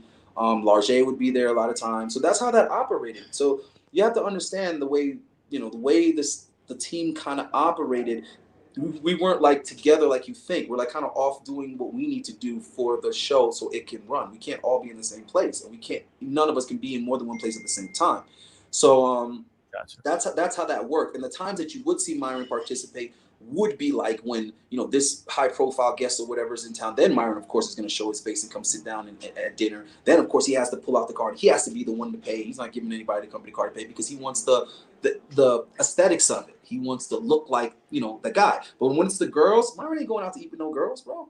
Myron can't stand girls. He don't want to be around no damn girls. He ain't trying to make no conversation off camera. Myron never said hi to any of the women in the studio. Nothing. He walked back and forth past them several times, setting stuff up, plugging stuff in, changing this, adjusting that. He would not speak to them. Everyone would speak to each other and interact with each other. Go ahead and post their stories, giggle, laugh, exchange Instagrams and all that fun stuff. The girls would get to know each other. Myron would just ignore them. The first he'd be hearing their name is when the cameras start rolling. Huh? He about that business, I guess. No, he's just not social. He's not social like that. Oh, gotcha. Yeah, he doesn't genuinely like anybody is what I'm trying to say. He doesn't genuinely fuck with anybody is what I'm trying to say. When the camera's off, he ain't fucking with the guests like that. He ain't fucking with the girls like that. That's just the way the nigga is. And that's fine. You know what I'm saying? See, this is the thing you gotta understand. I don't have a problem with like Myron, who he is or whatever. I don't have a problem until you start assassinating my character and try to shit on my name just because you don't want to be exposed for the type of person you actually are or the type of business practices you actually had. So don't shit on my name to cover up your jealousy is my point. Don't shit on my name to cover up your insecurities. Like, I don't need that. And you're not fooling anybody. There's nobody that all of a sudden thinks that I wouldn't make a good host anymore because of what Myron said. And I get it. It's tough to reading your comments that someone else should be the host of your show. I understand that. That is tough. But that's not my fault, buddy. You know what I'm saying? And I tried to tone it down. Like all the first few shows that I were on, I always toned it down because I was consciously trying not to, you know what I'm saying, to like show him up. I remember there was one question and I could see that it pissed him off in his eyes. And a girl asked, well, why don't you give me a good example of what a gift would be to give my man? And Myron and Fresh both said kind of like some similar generic bullshit. But this is what Myron said. He was like cooking, cleaning, being submissive, being cooperative, things like that, adding value. And then they moved it over to me. And they said, Ayindei, what do you think would be a good gift? I said, well, I'm listening to these guys and what they said. And what they're talking about aren't gifts. What they're talking about are givens. Those are givens. That's not a gift that a woman gives to her man. That's a given. If you're my woman, it's a given that you're cooperative. It's a given that you're submissive. It's a given that you're domesticated and you're cooking and cleaning and taking care of the home. Those are givens. A gift is you paying such close attention to your man, knowing what he's thinking, what he's needing, what he's trying to accomplish, and you're out there filling in the blanks for him. If he needs a certain part to fix his motorcycle, he can't find it. You somehow found it on eBay on another continent and got it shipped to him. It could be a $4 part, but you found that part for him. That's a gift. Being your partner, yeah. Teamwork, and being there, yeah. Right, and you could tell he was just like, because it made him look inexperienced. It made him look like he doesn't really know what he's talking about. So it's a good answer. It's a great answer. Real quick, CSI Miami, thank you so much for the Canadian $5. He said, or they said, I'm sorry, how much does Myron pay his male guest per show? Badman Kevo, for example. Well, I happen to know personally that he gave Batman Cavill 5,000. The only reason why I know that is because I pulled up because I was trying to get a hold of Batman Cavill for the longest because I painted a dope ass portrait of him and his baby mama. Actually, I think it might be his wife, either wife or baby mama, and I had been trying to get it to him because he's a hard dude to get a hold of. So I pulled up when he was there, and that's how I found out that that's what they had to pay him was 5,000 for just 1 hour. And Mr. Organic, I know was 15,000 because that's what Myron told me. That doesn't mean it's true. That doesn't mean it's true, but that's what he told me. So majority of the male guests I do know get paid. I'm just not necessarily in the know as to how much they get paid. Mm-hmm. Okay. But I also know that, or at least what Myron's explanation was for why Kevin Samuels never did come back on again was because after he did Joe Budden's show and then he did No Jumper, his price shot up. And he was asking for like 30 grand. At least that's what Myron claims, is that all of a sudden Kevin Samuels is asking for 30 grand. And that was just outrageous. And Kevin was basically saying that where he's at in his career right now, you know what I'm saying? He can't make an appearance, you know what I'm saying, for anything less because it hurts his brand. And I agree. You can't be giving these favors. You know what I mean? When 30 grand though. Yeah. But 30 grand though, damn. Yeah, but you know what though? I get it. But you know what though? That's Kevin Samuels though. Yeah, he's skyrocketing it. He's million plus. People are talking about him all over the place, all beyond just the manosphere. I mean, they talking about him. You know what I'm saying? He's making strides. Real talk. It would be going backwards though. It would be going backwards to go from No Jumper and Joe Buttons, which is two of the three biggest podcasts like that exist, to go down to Fresh and Fit. You get what I'm saying? That would actually get it. Oh, I get it. I totally get it. I'm just saying, damn. Angelina Castro said, thank you so much for the $10 super chat. Thank you. She said, you get what you negotiate. You got what you wanted through proximity and association. Why are you complaining about the money? If you're an authentic alpha, you failed yourself. Don't blame others. What do you say about that super chat?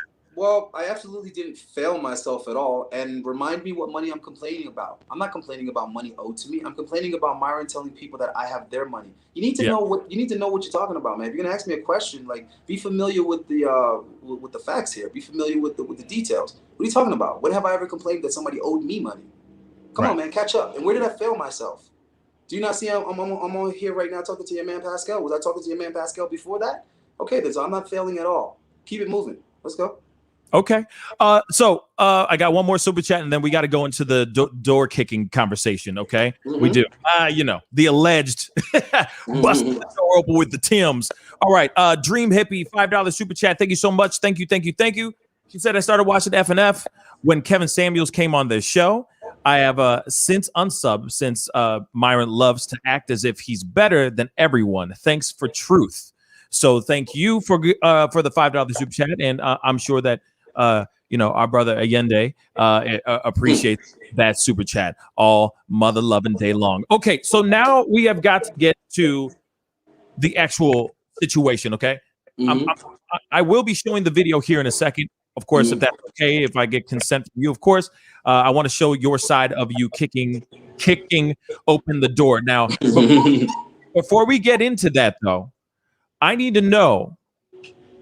Where was your mind? Where was your headspace before you kicked in the door? What made you? What were you doing before you walked in that building to begin with?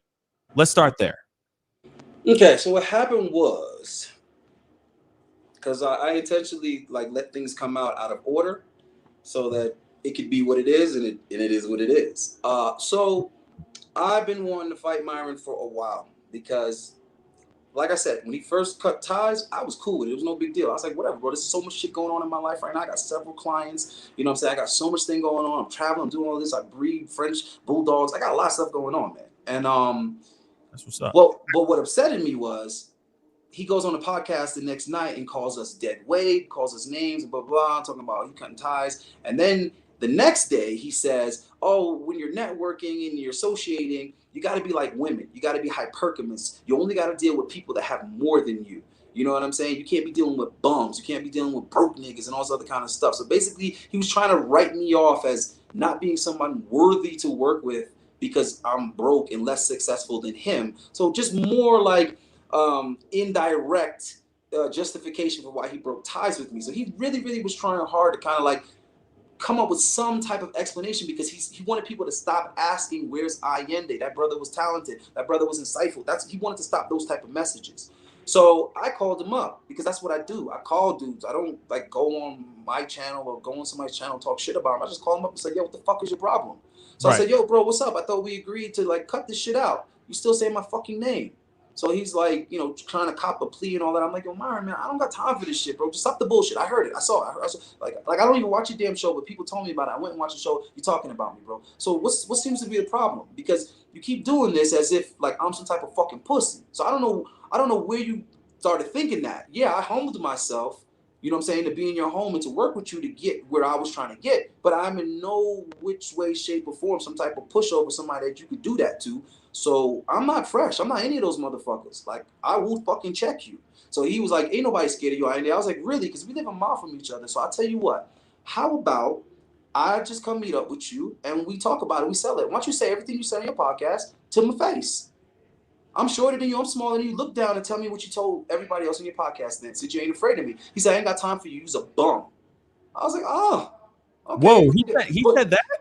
Right, but I'm like, but you got time to talk about a bum though. You got time to keep a bum in your mouth. So what's going on, bro? So I was like, all right, I'm gonna see you when I see you, homie. So I hung up the phone on his bitch ass. And next thing you know, I spoke to Fresh, and Fresh was like, "That's not me, bro. That's not me, bro. That's Myron, bro. You got to talk to Myron about that, bro. Nah, bro. You don't even that, bro." No, I'm like, "Nah, Fresh, shut up." Because when all this shit is happening, you just letting it happen. You keep on telling me one thing, agreeing to stuff with me, we making stuff happen, me and you, and then Myron gets involved and he changes the whole dynamics of everything. He takes credit for everything, and he takes away, you know what I'm saying, what I'm supposed to get, and he belittles you. He takes the spotlight from you. There's so many things that Fresh was the one that made it happen. There's so many guests that came on. Fresh was the one that got Bandman Kevo, perfect example. And what Fresh had to go through to get Bandman Kevo on, good Lord. But he didn't give up. But who takes the credit for it? Who leads up the interview? Who acts like it's, you know, you get what I'm saying? Mr. Organic. You know who got Mr. Organic on? It was a combination of Fresh and Trey working together. Because I want people to understand this. These content creators are successful. They are busy. Mr. Organic is a millionaire. He's a multi-millionaire, bro. He doesn't just have free time. He's not just sitting around twiddling his thumbs waiting for Fresh and Fit to invite him on. So it's not easy to get these people on. You have to really be persistent. But Myron is not the one doing that. Myron is not the one putting all that. He will never humble himself. Myron will never ask somebody for a favor. He'll never ask somebody for something. That's why it was so hard for him to interact with me, because he personally didn't have anything to give me, but I was given so much. Do you see what I'm saying? So he didn't like that feeling. Myron doesn't like the feeling of needing someone. That's why he's always trying to tell somebody, I don't need you. He's always saying that. I don't need this person. I don't need that person. I can't wait till I get enough subs that I don't need this person. And, oh, we just hit this plateau, so from now on, we only dealing with people with this amount of subs and up. We don't need them other niggas. I'm like, why do you keep on saying you don't need people? Everybody needs something to make things work, right? So, you know, that's kind of how that was going. And when I wasn't with them anymore, there was no bite in my tongue, dude. So it was like night and day for him. It was a hard adjustment, because the shit that I was saying to Myron after we parted ways, I was never saying nothing like that to him before. Everything that he would say to me that I knew was fucked up or whatever, I would just be like, all right.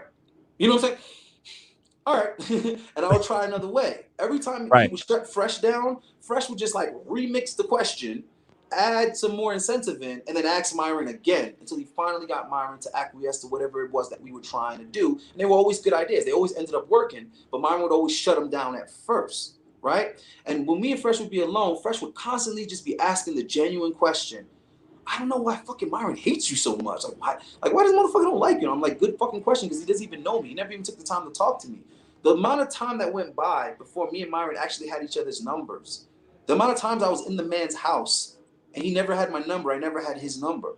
This is how distant we were, right? Yeah. So when we broke ways, I'm telling this motherfucker exactly what's on my mind. He can't handle it because nobody talks to Myron like that.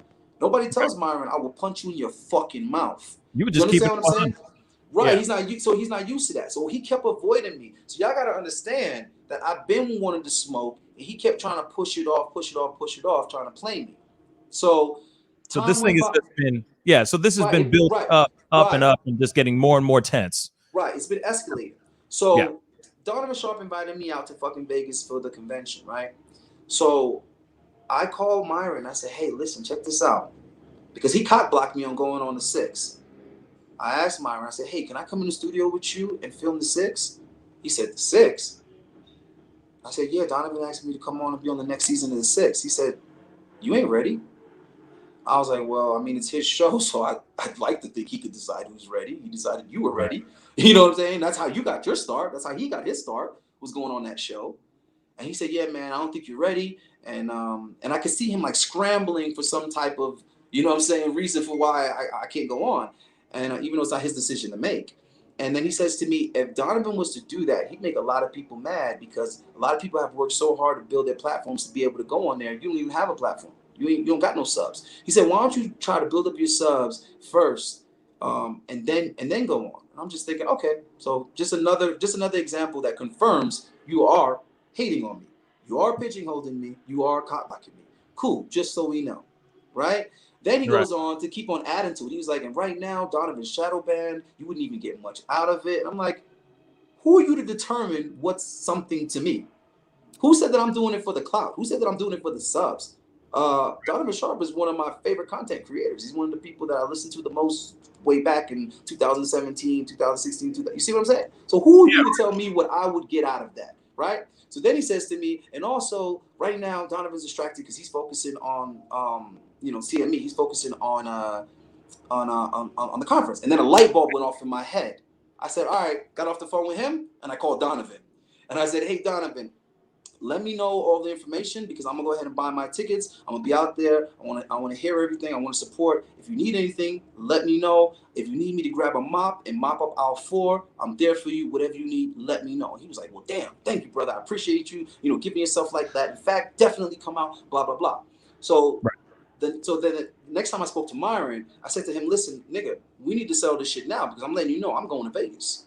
So if you got a problem, you need to let me know now, because I know you're a fucking hater. He's like, what are you talking about? I said, I just told you what I'm talking about. I'm speaking English, bitch. You speak English. I'm going to be in fucking Vegas. So it's better we see each other before we get out there and we settle what we got to settle.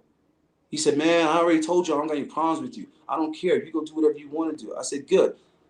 Since we're having a conversation, I want you to know ahead of time, if I hear anything remotely like you hating on me to other content creators and you telling other content creators not to work with me or something like that, I feel in any way that you're hindering me, I just want you to know we're going to have a problem. Right. Because I already know the type of nigga he is. Right?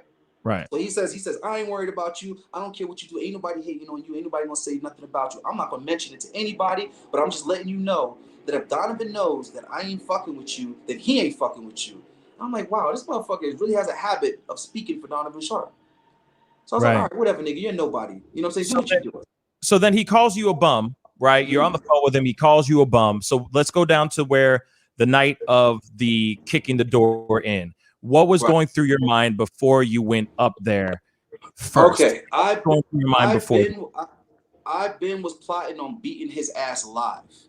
I invited him to a boxing match with gloves on. See, everything that Preach and Abba is doing, I already did that as far as trying to settle it in that way. Okay. I first asked him to buy, and this is months before. You gotta understand, this was May that I invited him to that. And to be honest with you, it wasn't even my idea, because I tells the truth, the whole truth, and nothing but the truth. It wasn't even my idea. I wanted to fight him. Okay? I wanted a street brawl. It was Fresh that said, yo, bro, why don't you just invite him to a boxing match? And I was like, oh shit. I was like, Eureka, that's it. Tell that motherfucker I'll box him live. You know what I'm saying? So he came back and he told me, Myron said he ain't got time for you. He said, Myron said he ain't got time for that. So this happened. That happened that day. No. That was like the end of May is what I'm trying to tell you. Okay, gotcha. So he didn't want a real fight. He didn't want a boxing match. But I'm the one that's salty. I'm the one that got violated by the nigga, and I ain't getting no closure. See, this is what y'all gotta understand. Y'all be saying I'm bitter and I'm hating and all of that. Okay, let some nigga play you and then go off about his business, and not only go off about his business, but go off making money with your idea. Let's see how you like that. Let's see how you like a nigga telling you that he's too busy to give you the fade because he's too busy making money off the idea he stole from you. And you tell me how you feel about it, since y'all over here judging me and telling me I'm all of this and I'm all of that, and I failed myself, right? So, all right, I go to Vegas, I do what I do, I network with a bunch of people, really good look, was an awesome experience for me. It went well for me. Myron was out there. I spoke to Fresh. We talked like nothing even happened. He told me about the Lambo that he rented and the car that he wanted, because Ben was telling me, I want to get a Lambo, I'm gonna get this. So I was like, man, I'm happy for you. You know, there was no animosity, there was nothing there. Me and Fresh everything was cool, right? Then I went in to go do an interview with, I don't know if it was Minister Jap or Coach Greg Adams. I went to do an interview with somebody, and I was waiting to use the room because George Bruno was using the room currently. And George Bruno was interviewing somebody, and after that person, he was going to interview Myron. So Myron and Fresh were waiting in the same room. So I go in the room, and I'm all suited up. I got a shirt and a tie on and everything. So I go over to Myron, and I put my hand out to shake his hand. You know what I'm saying? Congratulate him on his speech. This motherfucker looked at me and said, I don't know what the fuck you over here talking to me for. There ain't nothing to talk about. I was like, I don't know why you're so mad, but it's adorable. You're cute, right? Taunted him like that.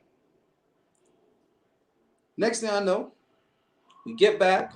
He said some other shit on the goddamn podcast. I don't even know what it was. People came and told me, and I said, I'm not even going to listen to it because I'm on a high right now. I'm on a high right now.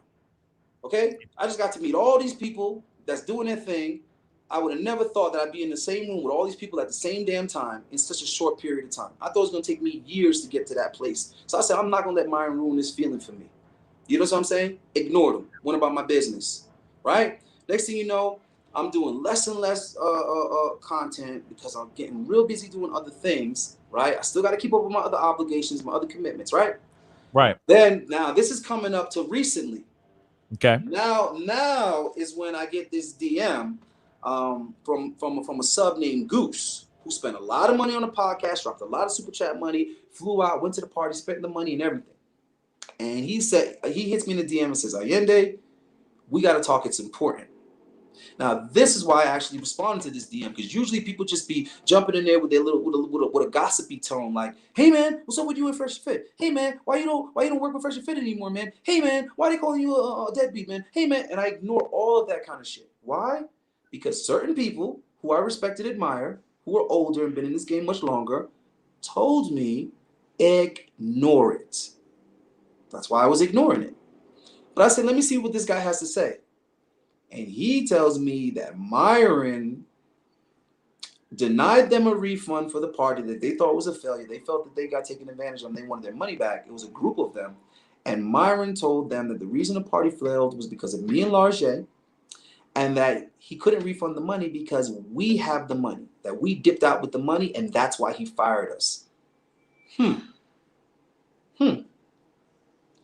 You can imagine how upset I was. I called Largé immediately. Largé said, what? Largé spoke to the dude and then realized the guy had messaged him previously. He didn't say for what, but the guy had been messaged Myron. Had been messaged Largé, right? So for all you people asking, why now? Why? Because of the Auburn Preach thing. Dude, I was watching the Auburn Preach thing with popcorn, with no intention of getting involved. I was watching it like, oh, here goes the downfall that I predicted. But when I heard that and the two things lined up, I said, this is the universe telling you that now is your time. Now is your opportunity to address this Myron shit. Because I knew that if I addressed the Myron shit anytime earlier, it would have fell on deaf ears. You would have had somebody with 2,000 subscribers trying to get at somebody with 400 and something subscribers. It would have been futile. Okay? So anybody acting like somehow I'm all these names you want to call me for that, you're an idiot. Have you ever read The Art of War? Are you fucking kidding me? You need to be an opportunist. Timing is everything. Stop being stupid, guys. Just come on. If you go, I have no problem with criticism or anything like that. But what I'm saying is, don't say stupid shit. The people that were like, "Yo, he made a fool of himself breaking into this guy's apartment. He let his emotions get the best of him, all that kind of stuff." Bro, I agree with all that criticism because it's true. But don't come over here saying stuff like, "Oh, you're only saying something now because Auburn Preacher." You wouldn't, if you was in the position that I was in. When now people will actually listen to what you have to say, you want to make your move now? Come on, man. Okay, so then let's get down to it. Let's get down to it. Okay, again, because we're not getting the full answer here. All right. No, I'm gonna get to that too. Yeah. So what happened before you kicked in the door? I'm gonna tell you what happened. So me and Largé went ahead and made a video, right? Put it all out there, right? So got over 100,000 views. We put it out there. We said what we had to say, right? Yes. Now, what I'm about to tell you right now, I'm telling you not because I'm a gossiping ass dude. I'm telling you because Preach already said it himself. If Preach didn't say what he said, I wouldn't be giving you this information because it wouldn't be my place to give it. Yeah. Okay? I spoke with Preach, and he told me that since they declined that boxing match, which is the same thing they did to me, that he wanted to come and talk to them in person. Right? And I said, please don't go there without me. I want to address this shit too. Now, this is the reason why I said that is this. It's not because I'm jumping on a bandwagon. It's because Preach has a similar grievance with these dudes as I have. And the way I see it is, nigga, I'm ahead of you in line.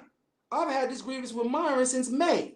So what I look like letting you go get yours off before I get mine off? I'm sorry. I love you, Preach. I love you, Abba, but I got to go for mine too. So the way I felt was I felt like, hold on. I feel like I'm getting cut in the line here. And that's why I jumped out the box and acted impulsively. Because I was like, I've been planning to address Myron publicly for the longest and wait for the right opportunity. My sparring partner, I never post this content. My sparring partner for the past 2 months is a dude that's 6'3". I selected him intentionally because he has a similar body type to Myron, and I wanted to get comfortable hitting on a motherfucker Myron's height and blocking. Was he the one with the camera? Was he the one holding the camera? No. You ain't see my sparring partner. He ain't got nothing to do with this crap. You know what I'm saying? But the point is I selected that person with that height and that body type and that skill level for a reason. Because I wanted to be prepared for Myron's ass. I didn't assume that he couldn't fight. So you tell me, okay, that I'm just out the blue doing this when I've been investing and practicing and sparring. You get what I'm saying? Preparing myself to fight Myron. And then I'm supposed to just sit back and watch Preach go confront him first. Now imagine if that had happened and I went and approached Myron. What would I look like? I would look like a copycat. I would look like a copycat approacher, right? So I went and went ahead and handled my business in the time frame that I felt that I had before Preach got there. So I'm apologizing to Preach. I'm sorry, dude, but I had to go for mine, and I'm glad that I did. So that's why I chose the night that I chose to go do what I did. And I made sure that I put that video first, and I made sure that I put the video after, showing the proof that he lied and told these people that I had their money, and then lied to me when I confronted him about it, and then denied me the one-on-one. Okay? So I did what I had to do the way I felt I had to do it. Now, let's move on to the juicy, right? I didn't kick in no goddamn door. The door. True. We are going to look at that video, but like I said, I'll ask you again one more time. What was going through your head before you kicked the alleged kick in the door? You brought in a friend. You see what I'm saying? Like, I'm just trying to get to that part right now. I feel like I just told you. I felt like I had. You gave me everything that led up. You gave me everything that. You gave me everything that led up to the door, right? But what about everything that, like, you got through the building? You see what I'm saying? There's questions I got. So I'm saying, like, what gave you the idea of going to the building in the first place? You see what I'm saying? And bring your friend to film you doing this. I was already planning to do that. That's what I'm trying to tell you. Gotcha. So you knew that Myron was going to, like, Fresh and Fit was going to be live at that particular time. Of course, always live at that. They always live at that time. Right. So you knew that you were going to disrupt the actual production of the show, the filming of the show. And all I did was invite him outside. He didn't want to come. All the breaking in and breaking out the door, all of that is embellishing. All that endangering the females. See, his claims are real interesting.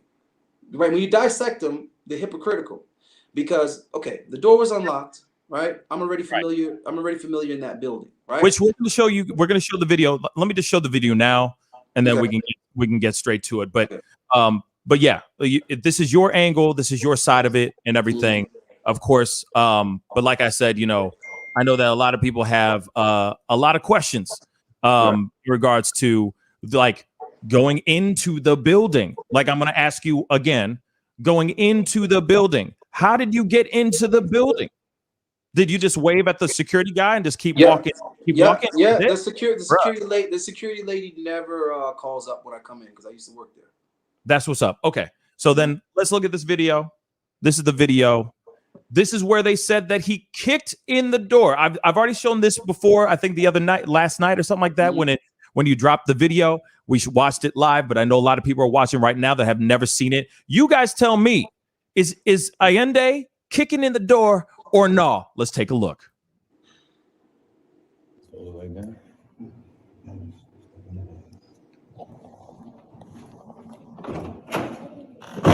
Yo, Amu. Come outside, my nigga. Come outside, my nigga. Come outside, my nigga. Okay, so we see the video, and we clearly see that he is not kicking in the door, but apparently, allegedly, we have Fresh and Fit on their, exposing the lies video. Their stream. They're literally saying that he kicked in the dough, that the door was busted, the lock was busted, and all that stuff. He literally, I'm going to keep repeating this over and over and over again because you guys need to see this. He gingerly opened the door handle. I mean, well, that's because I knew they never locked the door. I've never had to knock on that door before. It's never been locked. That's so crazy to me. That is so crazy to me.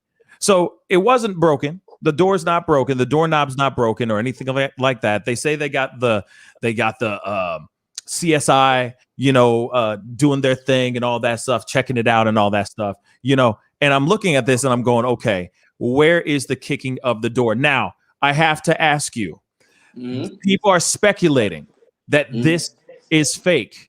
Was this a planned out thing between you, Myron, and Fresh? Absolutely not. Absolutely not. Absolutely not. Absolutely not. So now I would love for you to play their view. Their side? Yeah, because their side shows the door intact the entire time that I'm talking to them. Oh yeah. No, we have definitely seen that one for sure. But yeah, can I point out some details? Sure. 1 second. Let me pull this back up. Hold up 1 second.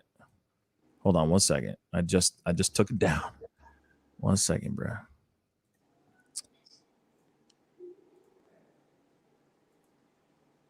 Okay. Some details.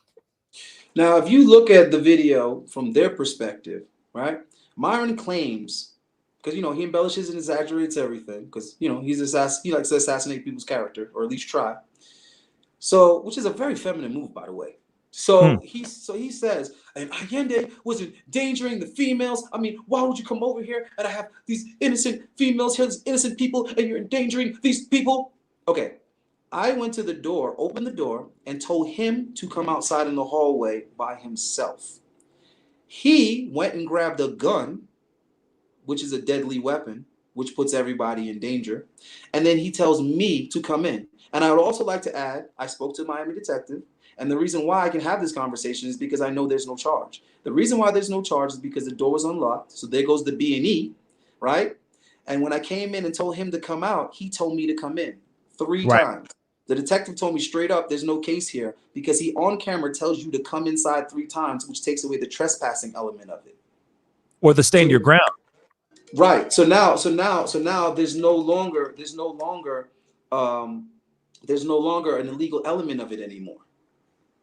Do you understand what I'm saying? Oh, I get it. Absolutely. So now I want to go back to him claiming that I put the girls in danger. So if I put the girls in danger by asking you to come out into the hallway to where the alleged threat was, that would be you isolating the threat. Why would you grab a gun and then tell me to come in? Why would you bring the threat in to where the women are? Now, hold on. There's even more hypocrisy in this. After I stood there and argued with him, eventually the girls realized that I was at no threat to them. They stopped ducking and doing all of that. One of them even recognized me and was like, "Oh, that's Ayindei." So the girls now leave. They leave out. And then when they leave, I not only left with them, we took the same elevator down. So if you were worried about the safety of these women, why would you let them get in the elevator with the danger? And he had an opportunity to make a decision because Chris asked him, watch their video. Watch their behind the scenes video. After I had already went down the elevator, Chris says to him, Myron, should we let the girls, you want to go downstairs with the girls, make sure the girls are okay? And Myron just goes like this. He leans on the counter and just makes an exhausted face like, did I just take an L on camera? Like he was trying to evaluate it real quick. Like, whoa. Whoa. So you're supposed to be the stand-up guy, this hero that's protecting the girls. You were so concerned about the girls, but you let them leave with the danger and get in the elevator with me. And Right. you're the one with the gun. You're the one with the gun. So you didn't protect your domain, you didn't protect yourself, and you didn't protect your guests. But you have the nerve to claim the reason why you didn't do anything is because you were concerned about the guests. All I'm saying is it's really easy to get caught in lies when you record everything. Myron records everything, posts everything, and they post faster than they think. That's why Myron and Fresh get themselves into a lot of trouble, because they post things before they watch it themselves. Before they analyze it themselves, they post it. And they lie before they analyze the evidence. How could you tell people that I broke a door that you can clearly see was intact the entire time? The subs noticed because several subs were kept on commenting on that. Like, yo, that door don't look broke to me. That don't look like a break and enter to me. And then you said the police came, but you showed no police. Now, hold on. Did the police show up? No. Go ahead. No. What I'm trying to say with that is that normally they would record all of it. When the police got to come for girls, they record all of it. Right. You see what I'm saying? So then you say CSI came the next day. Really? Because that's CSI is a special unit for the crime scene. So what was the crime that they were coming? Like, what were they dusting prints for? Like, what were they taking DNA for? Do you understand what I'm saying? Yeah. It's all on camera. I'm gonna pull up the video real quick of their angle, because obviously, I mean, let's be real. They posted that. They posted the video of you kicking in the dough. I mean, definitely they were trying to capitalize off of this situation. Oh as yeah, well. And damn me, and they were trying to damn me as well. You know, and that's very interesting. Hold on one second. I need to get this. I need to find the video. Oh, there's like, okay, hold up. Ads, you gotta love these damn ads. Hold on one second. Let's get to your angle real quick. Boom. And so we can all see this together. I'm just putting this on mute. All right, guys. Because we don't really need to see that. We already know what's been going down. Here is the footage. Hey man, you got Ayindei the artist up there, man. You got to put authentic alphas on there. Oh no, I have authentic alphas.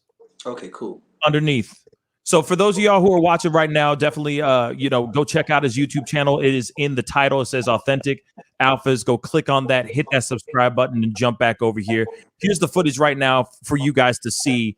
And we've looked at this video. We've looked at this clip. In real talk, I'll even put out the we're doing a show, bro.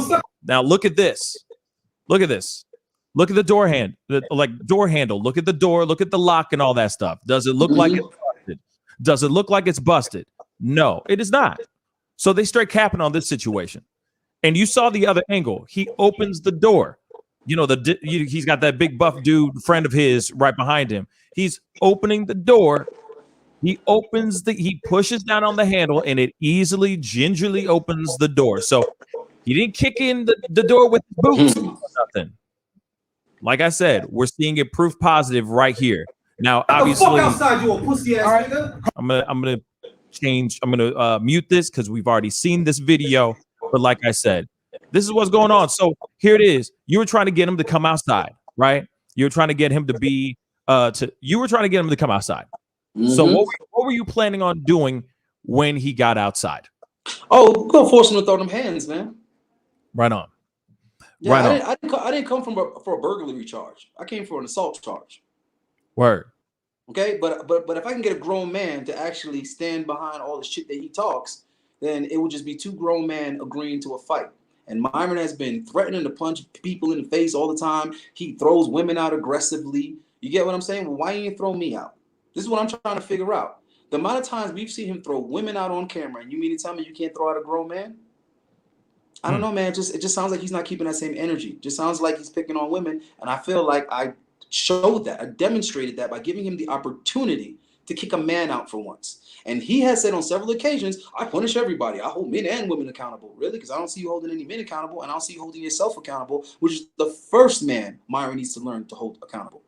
Right.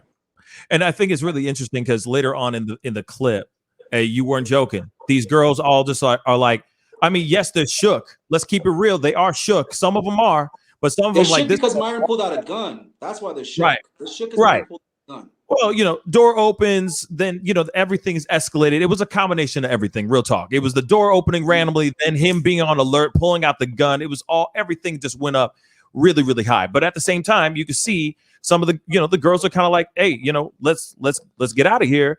Can I point out another detail?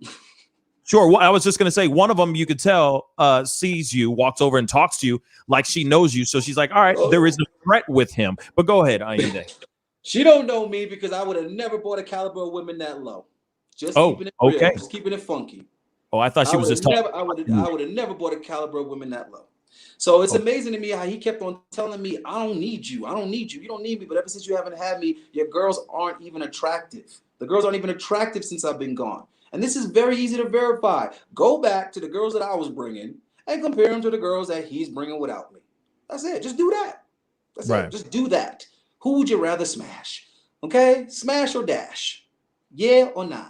You see what I mean? So, and I didn't think that was going to happen. I was 100% confident that by the time I left, Myron was already settled in enough to whereas he had enough subs, he had enough influence, and the show was already popular enough that he'd be able to continue getting girls on without me. I had no doubt in my mind Myron was going to be able to keep that caliber of girls up without me. I was surprised when I started seeing the unattractive women, the fat women, the skinny women, the ghetto women. I was like, damn, bro, where are you even getting these girls? And why are you embarrassing yourself like this? And how long is it going to take before subs start asking, yo, man, why are the quality of girls so low? You get what I'm saying? And then you're like constantly rotating the same girls. I didn't have the same girl on within a week's time. I told the girl specifically, you want to come back on the show, at least a week has to go by before you come back on the show, and you cannot come back on the show unless you refer me another attractive female to come on the show. You ain't just gonna be coming on the show. So, you know, Fresh, he let this girl Nina Pineapple or whatever come on several times just because he was trying to hook up with her. If that ain't leveraging the show, then I don't know what is. And she wanted to come on the show because every time she came on, her OnlyFans subs count went up. And I told Fresh, I was like, she's playing you like a fiddle, bro. And sure enough, he ain't dealing with her no more. Why? Because she used them up. She got the gifts, she got the clout, she got the followers, she got the subs, and now she's out of there. And this is what women do to these guys. And these are guys that are giving you dating advice. These are guys that are telling you don't get fleeced, don't get finessed, and we'll teach you how. We'll teach you how not to get finessed by women. We'll teach you how to navigate women, right?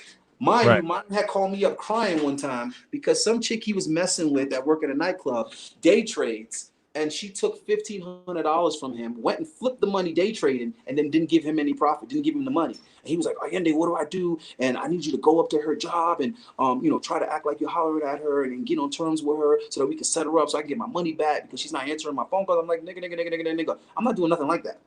I'm not doing anything like that. He's like, yeah, because I told her I'm going to come up to her job. I was like, you go up to her job, nigga, you going to get your ass beat.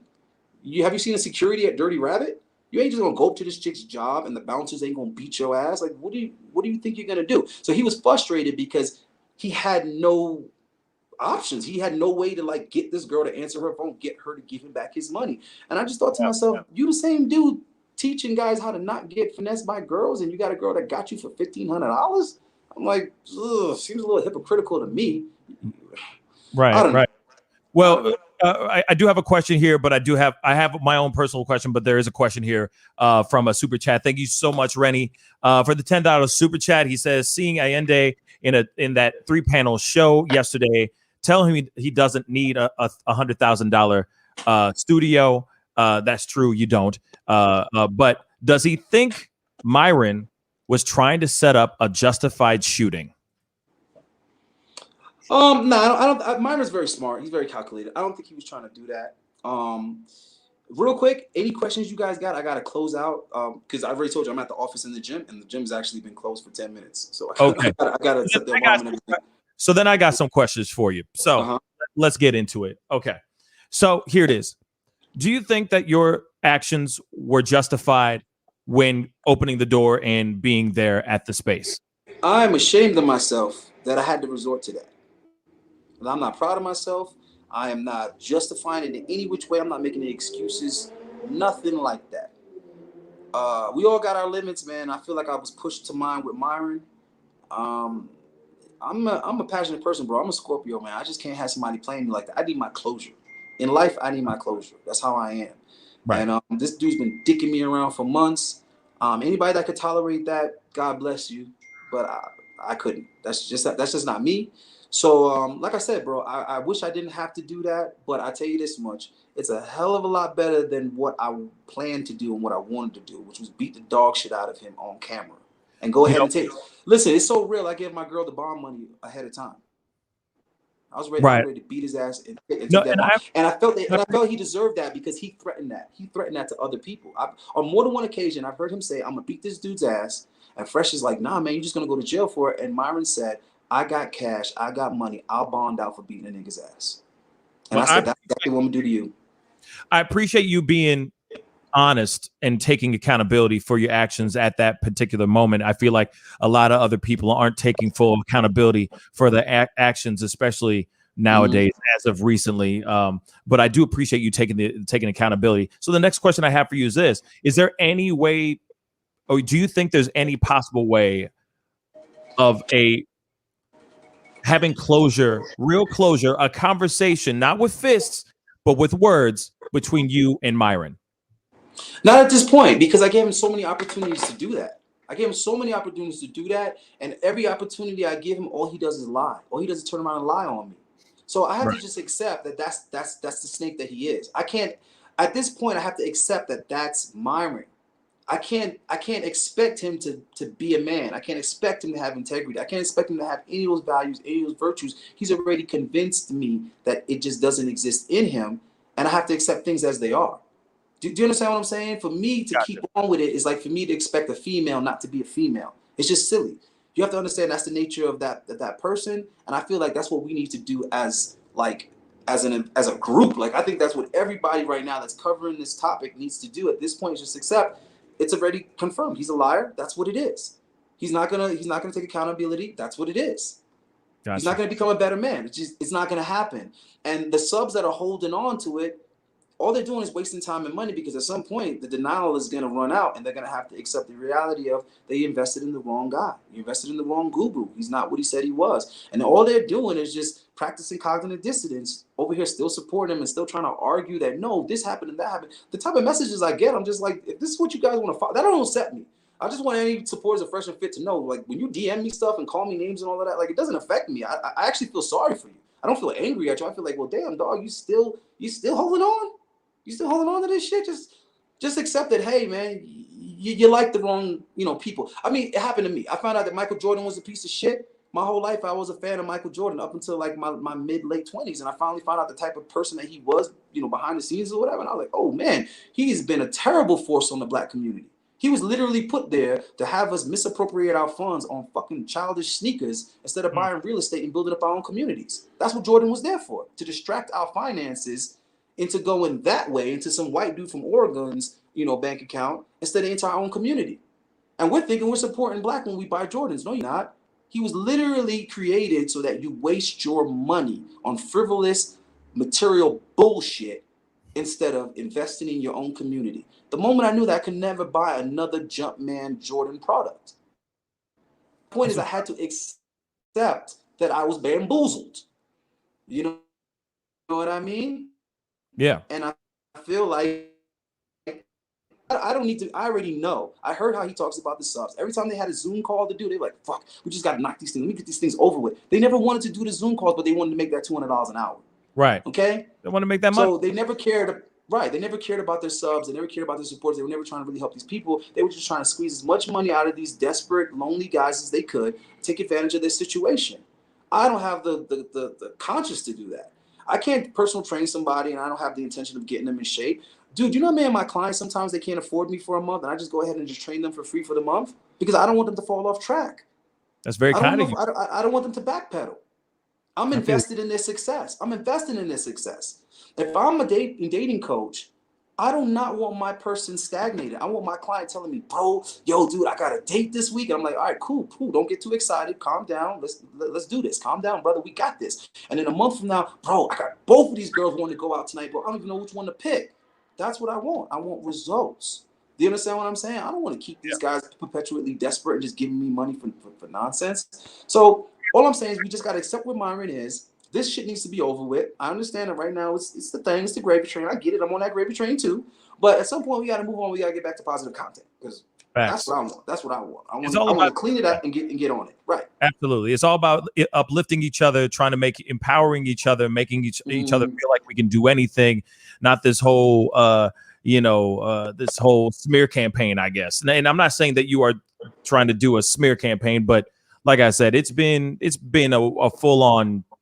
It's been a while now. You know what I'm saying? So yeah, it's time to keep it moving. It's time. Even I'm looking forward to the time when this situation goes back down to a hum instead of it being so loud and crazy right now. But Ayindei, thank you so much for being on. I know that you got to jump off and everything. I do appreciate you telling us your side of the story of everything, telling us your truth, man. I do appreciate it. Everybody, please go over to his off. If you're feeling him, you like what he's saying, you feel what he's talking about, all that stuff. He's taking accountability, y'all, and that's one thing I like about the situation.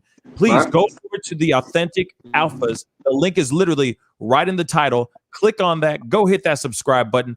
I know you're going to be coming out with some content here in the very future. If you don't, you and I are going to have words. If you right. I just want to say two things closing out. Number one, don't come over to my channel and sub to my channel if all you want to hear about is Myron and Fresh and Fit stuff. Come to my channel if you want to come and hear some quality, useful content, and you also want to come and join the conversation, give good suggestions on topics and ideas and things to talk about and discuss and dissect. Come for that. You get what I'm saying? Come for the positivity. You understand what I'm saying? Come for entertainment too, or whatever. But just don't come for nothing negative. Don't come for no gossip. Don't come asking for no receipts and nothing like that. Because I'm moving on from this shit real soon. That's the one thing I want to say. And the second thing I want to say is I did not come on the Pascal show because I just want to go on another platform and talk about these guys. I came on this show for the same reason that I went on any show that I went on to say my side. It's because it's a person who I respect and I like their content. I'm not going to work with anybody or collaborate with anybody or anything like that with someone that I don't genuinely like. When I saw your thing, I was like, he over here dissing his own purple background. I was like, I'm feeling the purple background. I'm feeling the voice and the delivery. You remind me like a radio disc jockey from the 80s or the early 90s. I said, listen, man, I like this brother. I like his style. I like what he's doing. I like how he's spoken. So, like I said, anybody, O'Shea, like the lead attorney, anybody that I've had a conversation with or spoken with, it's because I respect and admire that gentleman. So I just want y'all to know that is important to me. So all this clout stuff, whatever, it's part of the game, but I feel like we could be selective and we could pick people that we choose to work with based on what they're doing and how much it means to us. All right. I appreciate you, man. Thank you so much for being on and all that. You stay blessed. Enjoy Mexico. You know what I mean? Get a good you know what I'm saying? And we'll be in touch. You know what I'm saying? We'll be talking. Okay. Thanks a lot, man. I'm out. Anytime, brother. Peace. All right. Well, there you guys have it. The conversation, his side, his truth, all of that goodness. Okay. And here it is. You know, we're not here to try to bash. We're not here to knock down Fresh and Fit or anything of that sort. We're here to talk about the ish that's going on, why he kicked open the door, all that stuff, having that open conversation. So hopefully you guys are able to have an open mind, listen to it, and get your own conclusion to this whole situation. Because it has been nuts, y'all. It has been absolutely nuts over and over and over again. Real talk. But the link is above. I know Quarantino said he was at the 100,000 subscriber party. Hey, the link is above. You have some opinions on this situation, please chime in. I'm only going to be on for another 20 minutes or so. So because I got things to do, I got things to wrap up, and I still got a show to do tomorrow. So please click on that thing, jump on. Love to hear your thoughts on this whole situation. And also Quarantino, I don't know, as well. Jump on. I'd love to hear your perspective on that experience. You know what I mean? Real quick, I know I missed a bunch of super chats. I was trying to, but he had a lot to say, and I was trying to chime in as much as I could, but damn. Do me a favor, though. Please hit that like button. Send those likes all the way up. Don't sleep on those likes, y'all. Please be active. Please engage. Hit that like button. Send it all the way past 300. That would mean the world to me. I see over 450, 460. It was at like almost 600 just a second ago. But please, all you guys, all 400, 500 of y'all that are in here, please hit that like button. Send those likes all the way up. And of course, hit that subscribe button. Crush it, nuke it, break your phone screen hitting that subscribe button. That would really mean the world to me. You know what I'm saying? We're just trying to bring in these stories, bring in these conversations, and keeps it real. Here it is. We do have Quarantino de God. He said himself, and also I have to say thank you so much for the $2 super chat, man. Oh, yeah. I really do appreciate it. He said I went to the 100K party. Still here, King. Thank you so much. Yeah. We're going to talk about this real quick. Thank you to Debate Me channel. What's up, my brother? What's up, Debate? Thank you so much for the $5 super chat. He said, I'm locking up the gym today. Can you tell him to get out? My girl is home and she's in the quote unquote mood. We're all trying to go home. Thanks. You're funny. You're really, really funny. That dude, the owner of that gym, probably just sitting there on a bench press, just sitting there waiting for him. And while he's waiting for him, probably drinking a protein smoothie and doing a bench press with 300 pounds with one arm. You never know. But anyway, we do have Quarantino in the house. What's up, man? How you doing, my brother? What's up, brother? How you doing? Man, I'm living, baby. Living, baby. Nice. I'm alive. So please, can you please tell me what was the 100K party like for you? And did you pay the $100? Did you pay the $500? So I did pay the VIP passes. You paid $500. Yeah, I did pay the $500. And my thing is, I'm not like one of these super cheap guys or anything like that.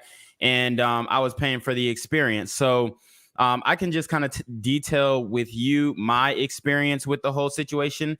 I know Ayindei, they had some inner workings and things like that were different from what I experienced. But so I got down to Miami, touchdown. We stayed at the Hilton Blue Lagoon, me and my buddies, and we were there to network. Okay, so like we were there to make connections, go out. We met a lot of people. When it came down to coming to the 100K party, we got in, no problem. We chilled. We met Trey, we met Chris. So Ayindei was saying something about, the 100K, or a lot of the people who went to the party didn't get to speak with Myron or Fresh or anything like that. I mean, when I saw Fresh, he called me over, told me to take a picture, all that stuff. I felt like those guys were really humble. They showed me a lot of respect. They showed my guys a lot of respect. I will say, though, they was taxing at the bar. They was taxing at the bar at first. It was like, I don't know, like $15 a drink. So they was hitting niggas over the head at the bar. I'm not going to lie. Welcome to Miami. Yeah, exactly. But exactly. And that's how I kind of took it. Okay, we're in Miami. The price is a little up, but it was cool. We had our little liquor in the car. So we went back to the car and all that. Wait, hold up. Yeah, trust me, I understand that. I don't blame you. $500 and you still have to pay for drinks? Get the hell out of here. Let me ask you something, though, real quick, on some real stuff. You paid $500, right? Mm-hmm. Was there like a full-on masseuse in there? Were you getting like a freaking champagne? Were you getting caviar? Were you getting fed grapes by some of the baddest women around? Like, what was the added like amenities? What was the sprinkles on top of this $500 sundae? Right. That would make you want to buy $500 for this just to be in the same room as them? Right. So when I went there, like I said, I looked at it as a networking opportunity. I looked at it, because I have a YouTube channel as well, a couple Quarantino to God, and then I got my other channel, Reclaim Your Throne. So I looked at it as a networking opportunity to, really get to sit down and talk with these guys about how to build a channel and all these kind of things. And when I did go, I will say when I went back out to the car and me and my boys, we was drinking. I talked to Myron. He was outside of the venue just trying to make sure that I guess some of the other guests were able to come in. And he gave us his time. He sat there and he talked with us for about 30 minutes. And then we got to meet some other people who had been on the show. We met Mr. Organic. There were some girls who were on the show that we met with. I was able to network with them, and I do like fitness content. So I was able to get some workouts with them. So, I mean, they put me on, to do what I had to do. Now, as far as the other guys go, Ayindei did mention something like, okay, the subs who went to the 100K party, they don't get girls. That's not true. That's not true. There were guys like the life of Josh Bryant who went there, and he was a solid dude, and he's active and he's got his thing going on. So I think the way that Ayindei classified and categorized a lot of the patrons who actually ended up paying for the 100K party, it was wrong. You know what I'm saying? Because just because the people who reached out to him were not dudes that he felt like, were really out here active and or whatnot, getting chicks, whatever, didn't mean that was the representation of everybody who went to the event. Right. So I definitely wanted to make that discrepancy, because at the end of the day, as a man, for me, I paid the money. I went down there and I knew what I was going to do. I knew I was going to make connections with these people. I knew I was going to go out there and get some workouts filmed. And they gave me credibility by telling I hit up the girls in some of the DMs and they were like, hey, he's one of our guys. It's cool to work out with him, whatever. So I was able to get a lot done in a short period of time. And they did explain to us the situation that went down with the party's expectations, right? So they did tell us that, hey, what they had, and they had, obviously you guys heard the recording. So y'all heard what Myron said in the studio to us about the whole situation. So when I went up there, they invited us to their crib. We sat there, we were able to watch a show. They answered any questions that we could ask them. And then afterwards, they took everybody out to dinner and paid for the dinner, everybody's dinner. So, I mean, to me, it was like, I felt like they made up for it, even though the party wasn't as expected, because right after the party, we went to it. Somebody bought a section. We went to a club and then we partied till like 4 a.m. And then we went to another club. Hold on. So here it is. Sorry, just rewind real quick. Mm-hmm. The party was only for one night, right? The party, yes. and the $500 that you spent was to be at that particular party in the VIP section, kicking it with Myron and Fresh, right? And be around a bunch of beautiful women, right? And be in the VIP. But you still had to pay for drinks, which were $15 a pop, right? And then you literally went to your car or to a friend's car to get some booze, because the booze prices were too expensive, right? Because Miami, right? Yeah. So after that, as you're outside, you're talking to Myron. Y'all are having a conversation, right? Then he's so the $500 was not for you to shadow him during his live show. The $500 was for the VIP experience and hanging out and having a grand old time. Right. But because the party allegedly wasn't so great or wasn't as big of a turnout. And let me say this too. He said, hold on one second. He said, go ahead. Hey, come to my taping so that you feel like you're getting your $500 worth. Am I correct or am I wrong? You're correct in some instances. Okay. I think what also happened, so the party, it wasn't as expected to be, but it wasn't bad either. You know what I mean? There was still hot girls there. And we had the opportunity to talk to whoever we wanted to. If you were a guy out there and you went down there and you didn't talk to no girls, well, you was going to do that same thing in your hometown. So you should have stayed. So and then after the party, because the party wasn't as big as a success, we were able to go into another club. I believe the club was called Booby Trap. They bought a section, which runs between $5,000 to $15,000, and we were able to pop bottles and, you know, I guess live that experience in the club that same night as the 100K party.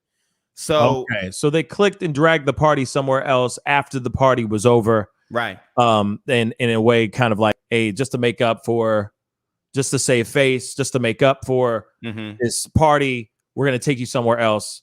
We're still gonna give you guys a grand old time, Right? but we're going over here now. Real quick, before we go into that booby trap party, right? Was the party really that lame?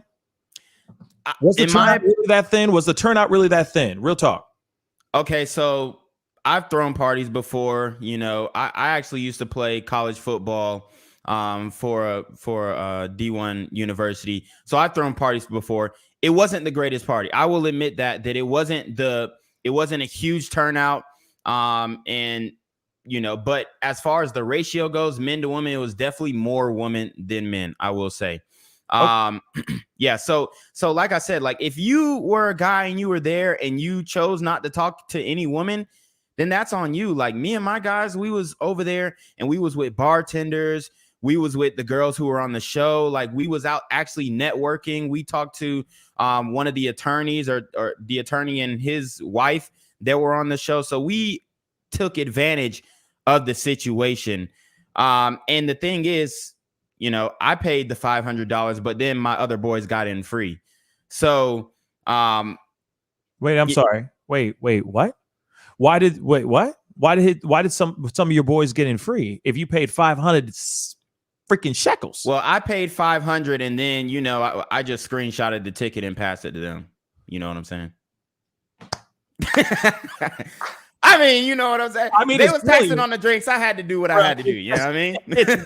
But here it is. It's brilliant. I mean, you know, you got to do what you got to do. You feel me? Right, but right. Your boys didn't even throw you like a 50 or something? Not like they definitely made up for it. Shit, they was buying all the drinks that whole trip. So it was they better have. Shoot. Where are you from, by the way? Where are you from? I'm from Atlanta. Oh, okay. So it's not that big, not that bad of a drive, but it is still a drive. No, we flew. Oh, you flew? Okay. Yeah. Well, you know, congratulations. Okay. Yeah. But some of us drive, you know what I'm saying? I mean, I've driven to Miami before. It's a hell of a drive. It's a hell of a drive. I'm not going to lie. And driving through Georgia is no joke. Georgia, real quick. Thank you so much for the $5 super chat. Industrial Arts, Denver, Colorado. Yo, Pascal, I think these fools on that scam-ish, they're all pulling subs off the drama. Well, you know, the thing is I think that Ayindei answered it very, very well. You know, some people are grabbing, jumping on, striking while the iron is hot and trying to capitalize, but at the same time, try to be the loudest person in the room. So I see the point. I see what he was saying. He's got a strong point. But at the same time, you know, I wish if it was something that was really eating away at him, I wish he would have said something earlier. Like within that question, I said, why didn't you say something earlier? Why right now? But I think his answer, I mean, he ain't lying. That is true. You know, what he said is not a lie. It's facts. You know what I mean? And and if he feels like, my thing with Ayindei, if he feels like he got screwed, look, that's his prerogative. Right. When I was watching the show, genuinely, I thought that him and Large were a good addition to the show. You know, and I enjoyed their perspective, and I'm upset that, you know, those brothers couldn't work it out amicably and come up with a solution to whatever problems that they did have. But I would also say that I don't think he accurately addressed the reason why he was tasked to source the girls. Whether he said Myron did nothing and waited and procrastinated or not, if they told him that, hey, it is you and Large J's responsibility to source the girls, then that should not have been a problem, in my opinion. If they tasked him with that and that was his job, you know, he should have been able to follow through on that. And you know, that's kind of what I think about his situation. Can I moving on from that question. Okay, I got a couple questions for you. I mean, I don't know you from Adam. You just jumped on, and I appreciate you coming on and telling us your perspective on this party and all that. I got a couple questions. One,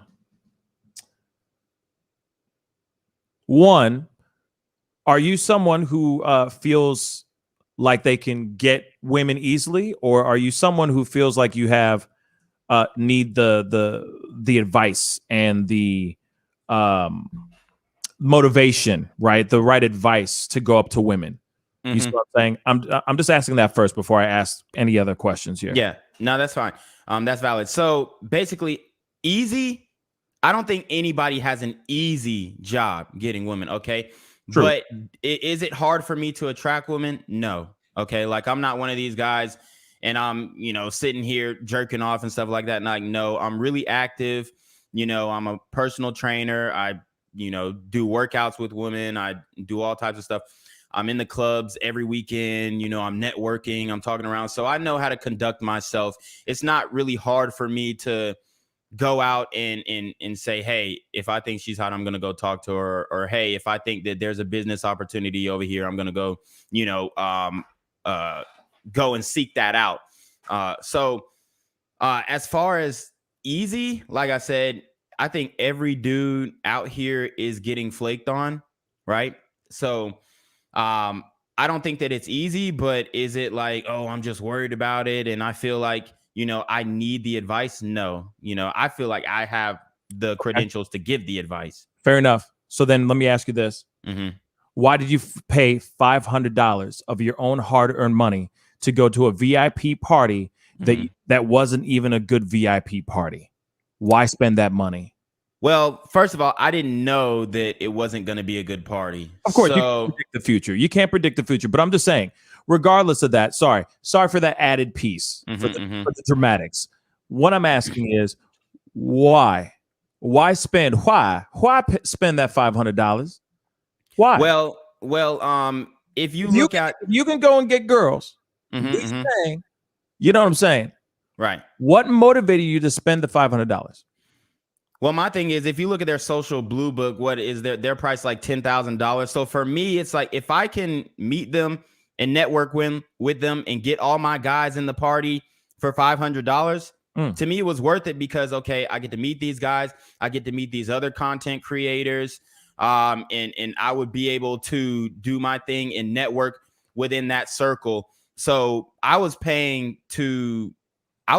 paying to get access and put myself out there as a content creator and also make some connections because, I've been in communications with Chris. I've been in communications with Fresh and they was always cool to me. So, okay. I wanted to go out there and support and all that kind of stuff as well. Fair enough. No, that's fair enough. And I'm not throwing any shade on your choice. That's your choice. That's your business. So you do whatever the hell you want. You know what I'm saying? But I know a lot of people will sit there and go, $500, bruh. So let me ask you this other part. You said you wanted to do that to make connections and all that. And I'm sure within that realm, it's a good connection. But there are also other conventions that happen that are conventions that are much less, much cheaper that you can pay for to be a part of. But like I said, you paid the $500. Now, the other piece, I know some other people were asking this as well.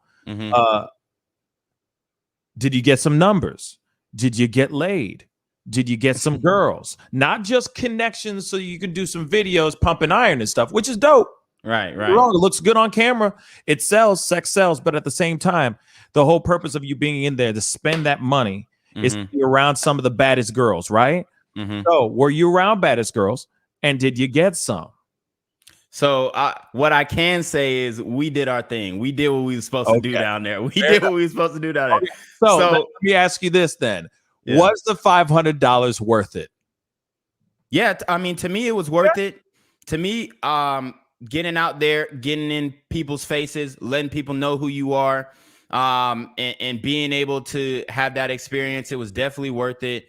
And they treated me with nothing but respect. They put me on game to a lot of certain things that I didn't even know about the YouTube space and about the YouTube sphere. So, my personal interactions with them was all solid.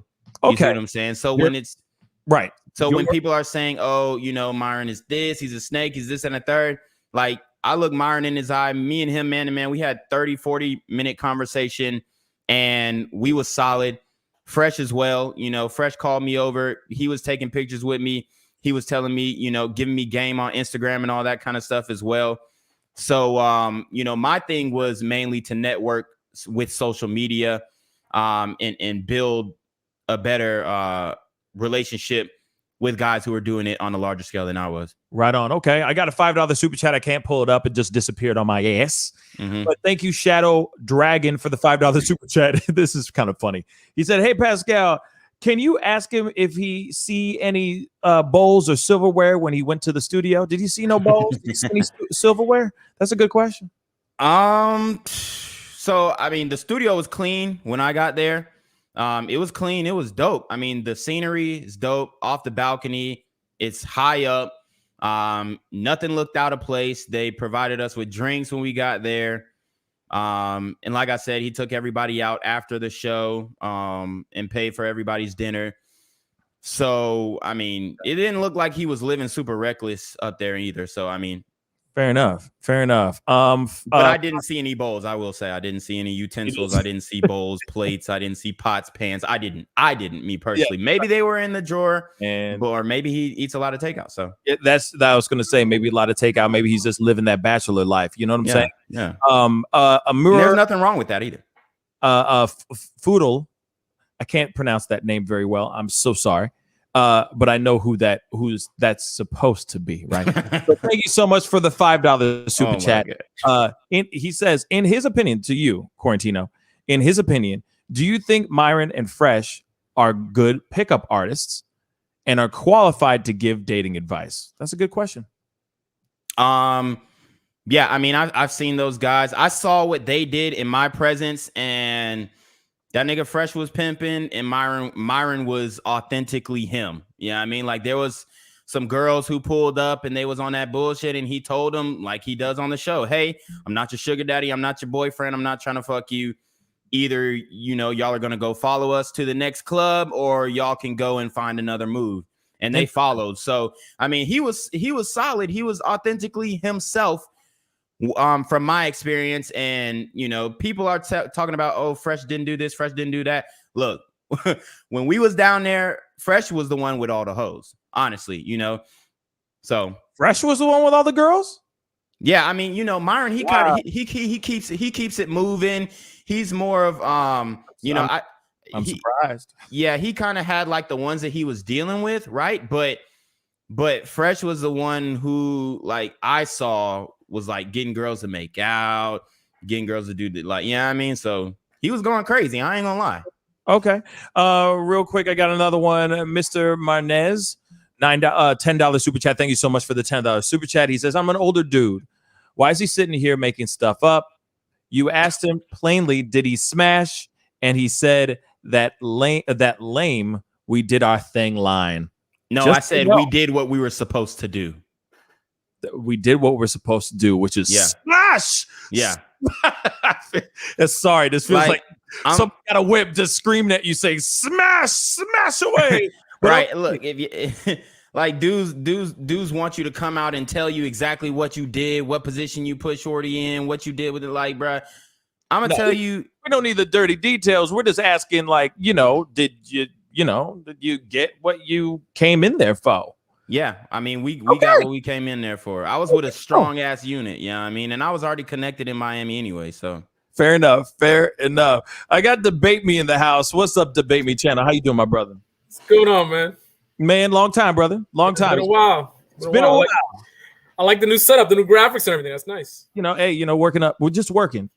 We stay steady working. You know what I mean? But what are your thoughts on this situation, man? Come on, speak on. So I just wanted to quickly comment on, and it's very interesting because just before all this stuff, because I've been busy, so I kind of missed out on some of it. But just before everything popped off with Fresh and Fit, I was actually about to do a video about them. I had it in my queue because I saw one of their shows, and I've kind of been watching them and kind of scratching my head and kind of like, what are these guys really up to? Like, I noticed something's been off about that show for a while.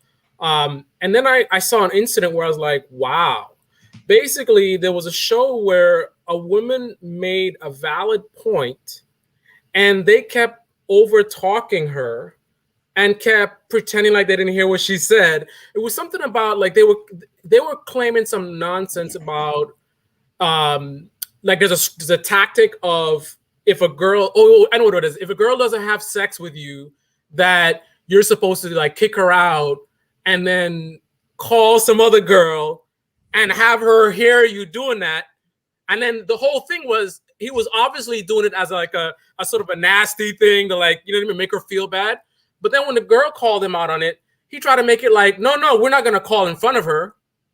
But clearly, when you listen to what he said, he was saying to do it in front of her. Then he changes his story and she keeps calling him out. And then he just like shuts her down like, no, you're just da-da-da. And I was like, wow. But right. Beyond that, in general, what I've seen about that show is they target an audience of guys, in my opinion, just from the outside looking in, that have trouble with women. Women have dissed them or whatever it is, and they love seeing these guys own them. It's kind of like they're doing it for them. You know what I mean? Like kick them out, those dumb girls, whatever. Like that's the way I look at it, and that's why it can be a little bit tribal. So if you try to tell them about what Fresh and Fit are really about, they're probably not going to want to hear that because they're kind of caught up in that bubble of every day they tune in to see some girls get kicked out, right? Right. So, I mean, you know, it's Jerry Springer effect. You know what I'm saying?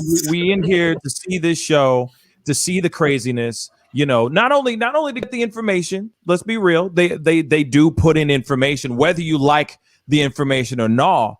They are still giving out their information. They are still teaching, but within that is wrapped up with a whole bunch of, you know, Frank Castle moments and, you know, women being drunk and acting a damn fool and getting kicked out, and, you know, women saying really interesting things as well. Not only do the women say interesting things, Fresh and Fit sometimes say very interesting things. I mean, like I said, not everything that they say on their show I agree with, and but that's the whole point of having opinions and being, you know, somebody who is being loud, you know, being one of the loudest people in the room with these opinions. You're going to have people that are not going to agree with you, period. When it comes to hitting on girls, when it comes to sex, when it comes to love, when it comes to whether to date a woman who already has a child or not. You see what I'm saying? Single mothers, that's what I'm trying to say. You know, everyone has an opinion. You see what I'm saying? So, of course, not everything that they say is 100% right.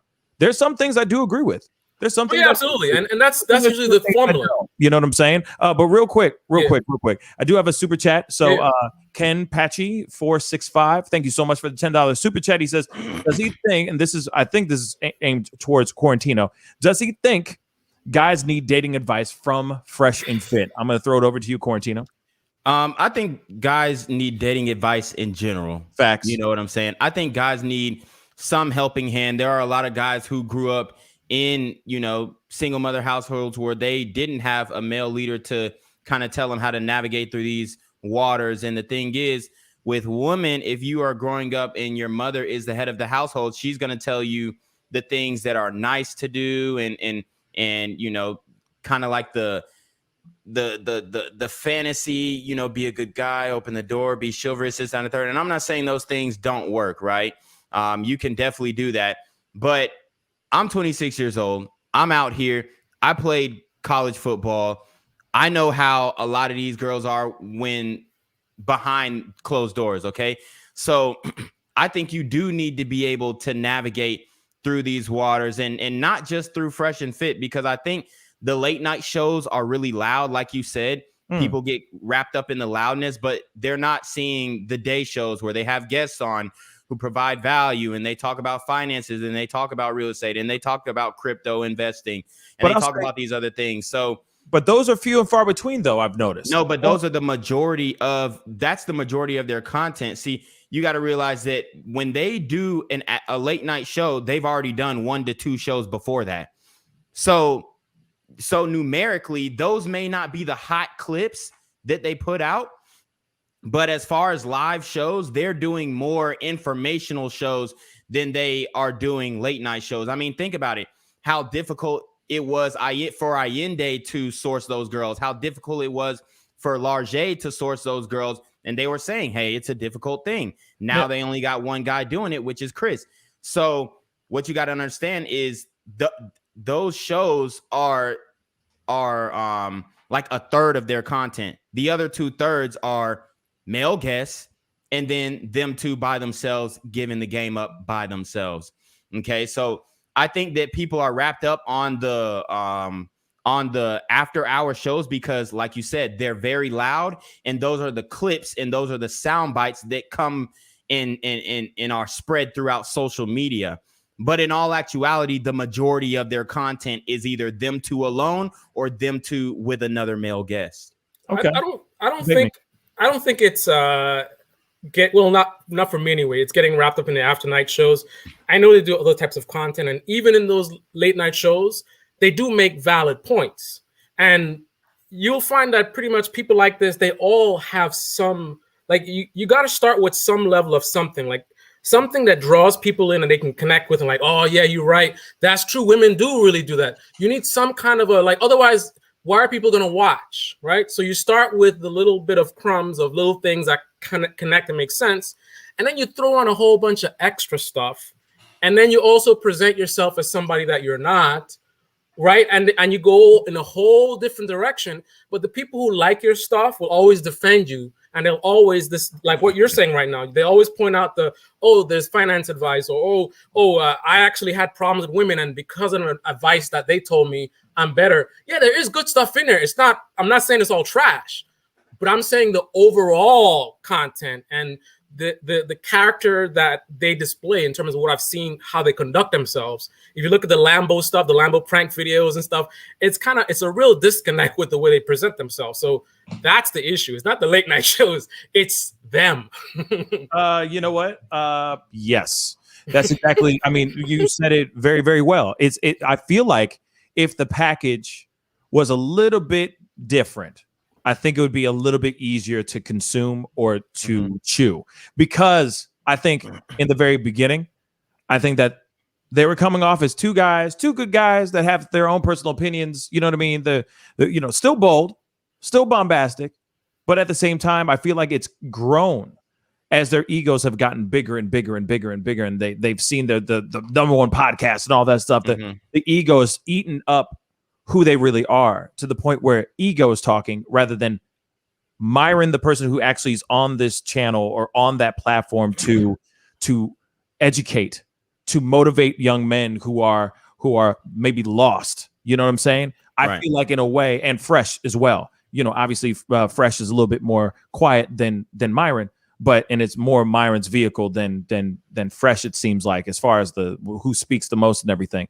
But at the same time, though, you know, it seems as though they're getting high off their own supply. They're getting lost in the sauce, if you will, rather than just being there, realizing that there are thousands, hundreds of thousands of men and women that are tuning into their show, not only to see the Frank Castle moments, but also gather some information out from from their show. Like the lead attorney, shout out to the lead attorney real quick. He said something on his show a while back, a few days ago. I mean, he said, it's all about creating that vessel. You know, within that vessel, you put in the message. You know, on the outside, it looks all nice and sugary, candy, all that stuff, you know, junk food, whatever, you know, aesthetically, it looks cool to watch, right? It's fun to watch, but you're also still giving them seeds of information. You're still educating them, even though they're going, bruh, that girl got at Frank Castle again. Damn, but she fine though. But at the same time, they're still getting some information within that video. They're getting seeds of advice, seeds of information. And I feel like, because things have been lost in the sauce, those things have become less and less. Of course, you know, this is my own personal opinion. I'm not trying to throw, like I said, not trying to throw anybody under the bus. I think that, you know, like I said, I think they have a good platform. I just think that things rose too fast. They got too excited. They got lost in the sauce. Myron stuck his dick in a couple girls that he shouldn't have been, and went into his DMs the wrong way. I'm just saying. Yeah, absolutely. Got lost in the sauce, and now he's dealing with some crazy stuff right now, which is all this. And he didn't pay, like, it's from this allegedly. He wasn't paying people that he was supposed to be paying. When you make an agreement on something and you say, yeah, I'm going to pay you $3,000, you pay the $3,000 and you keep it moving. You kick rocks, give them the money and keep moving. You don't just suddenly renege on that situation. It's wrong and it's not ethical. It's not. It's not how you run business. Real quick, Amplified Return Tops. Thank you so much for the $10 super chat. He said, I saw the same show. After she made her point, Myron played the semantics game for an hour about the meaning of the word misogyny. I remember this video. I remember this. When he wasn't playing word games, he was mischaracterizing her points. I see your point. But that's the thing. One thing real quick. That's the thing. If you're going to have a show and you're going to have an open conversation with people, you have an open conversation with people. It's not always just a debate. You see what I'm saying? Can't always be a straight up debate. Sorry, debate me. Yeah, I was gonna say.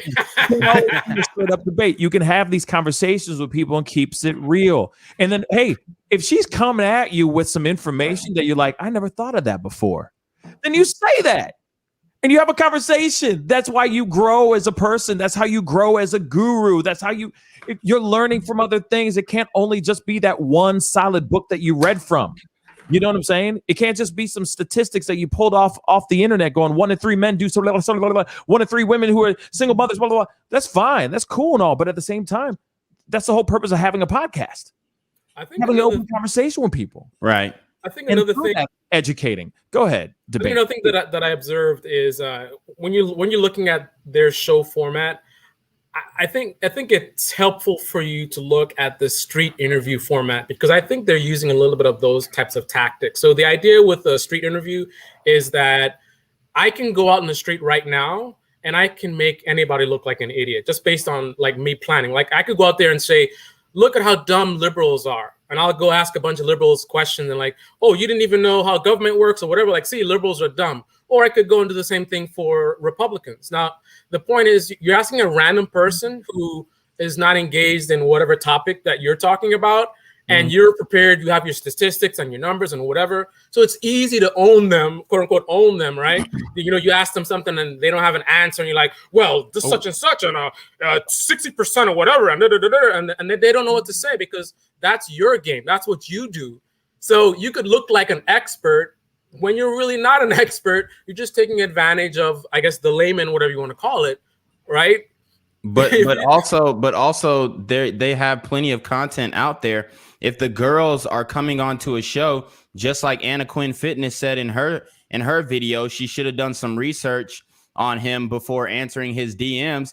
Fair enough. The girls can go to the YouTube, watch the YouTube videos, and combat every single point that he makes. They literally can do that. Yeah, but they're not in that business though. They're not debaters. That's not what they do. It doesn't matter. I agree with what you're saying, but that's not their space. It doesn't matter though. If you're going on a show, and you want to be prepared to go on that show, and you know that, hey, this guy's stick a little bit is, you know, kind of make the girls look like they don't know what they're talking about and kind of portray them in a light that they don't understand men. She should go and do the research and be like, okay, let me figure out what this red vitamin stuff is. Let me figure out why these guys are so frustrated. Let me figure out something. But the thing is, I think the ultimate point that they're trying to make is these women don't care. And when it comes they're there for the clout to get their Instagram. You're right, but let's throw in there too. Let's not forget to throw in there too.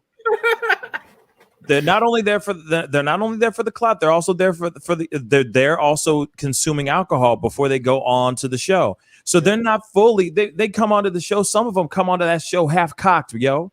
Some of them are half cocked, ready. And they're sitting there trying to have a conversation, and it's almost like they in another freaking world, or they're acting like they're doing some sexual acts on camera. You know what I'm saying? Like it really goes from they're here to talk about these things to now that it's what they're here for is not even that anymore. You see what I'm saying? It loses the purpose goes. The purpose disappears. You see what I'm saying? But they do then end up having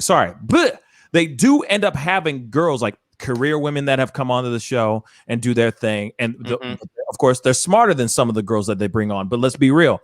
Most of the girls that they bring on, I think the whole purpose is to bring on these girls that are not thinking correctly, that aren't doing their due diligence to do the research to check out what kind of show they're walking into. They just see a show that has 400,000 plus subscribers, and they're going, oh, my OnlyFans or my such and such is about to go up. It's going to be popping, and that's all they care about. Yeah, but then you give them a whole bunch of Trulies and a couple shots of Tito's because it's gluten free.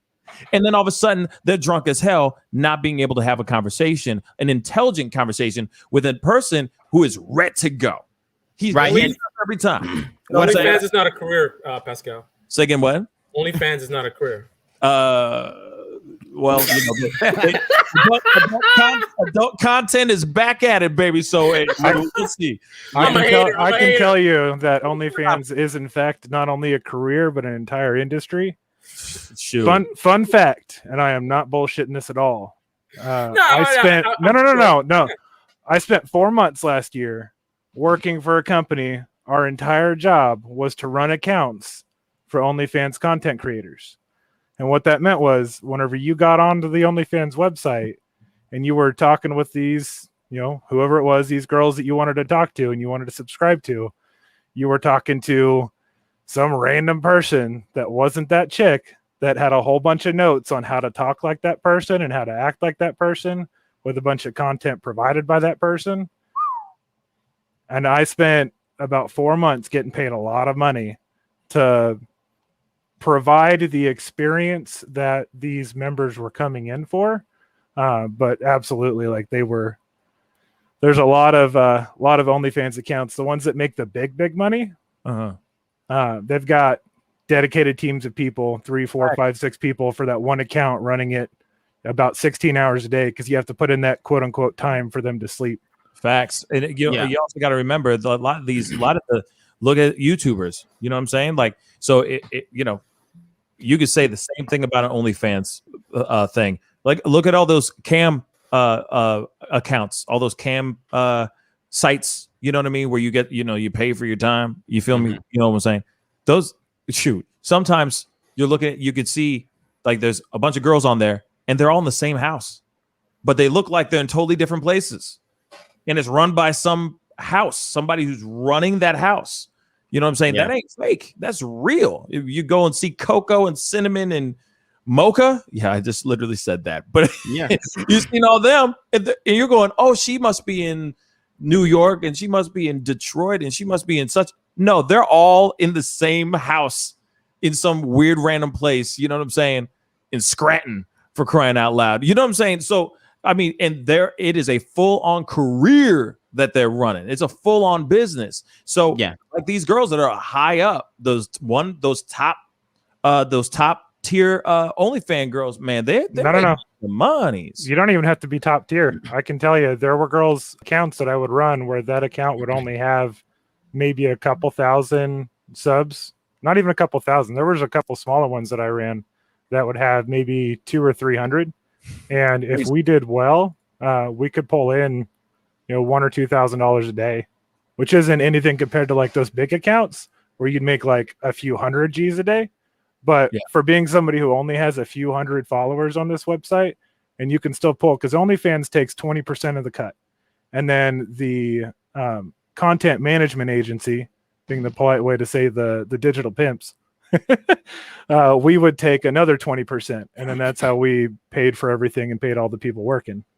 Yeah. I mean, that's nothing. I saw Pascal taking like $1,000 super chats tonight, right? That's the average probably, right, Pascal? Yeah. But this is some random chick who's got like 2 months. $1,000 super chats, bruh. Where's $1,000 though? Let me like that $1,000 super chat, bruh. I'd be like, I quit. I'm done. You know what I'm saying?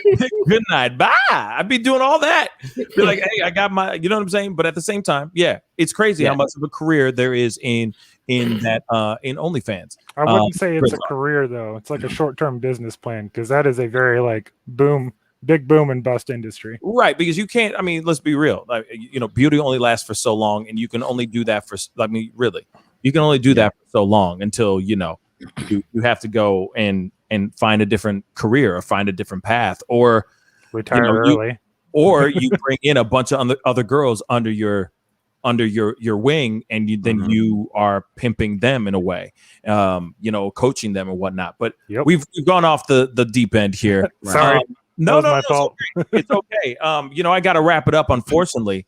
Unlike Myron, I'm sorry. I'm sorry.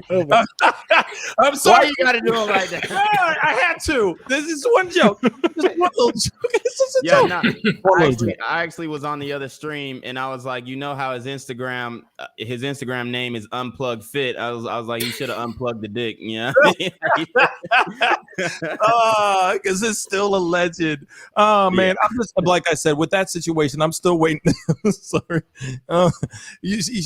No jokes aside, or all jokes aside, I'm still waiting to see her actually show up with the proof. That's what I want to see. It's like she capping. Honestly,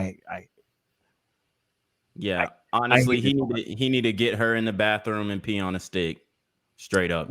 Yep. Put it all on live. Like, he's like, hey, I need you to FaceTime me. I need to see this real talk. Yeah. I need to see it, or I need to be in the space while you do it, and you walk out with that damp stick. And we're gonna watch the results together. You know what I'm saying? That's just me though. Now that it seems like she lying. Now I'd be like, yo, no, real talk. I'm gonna bring some Taco Bell over.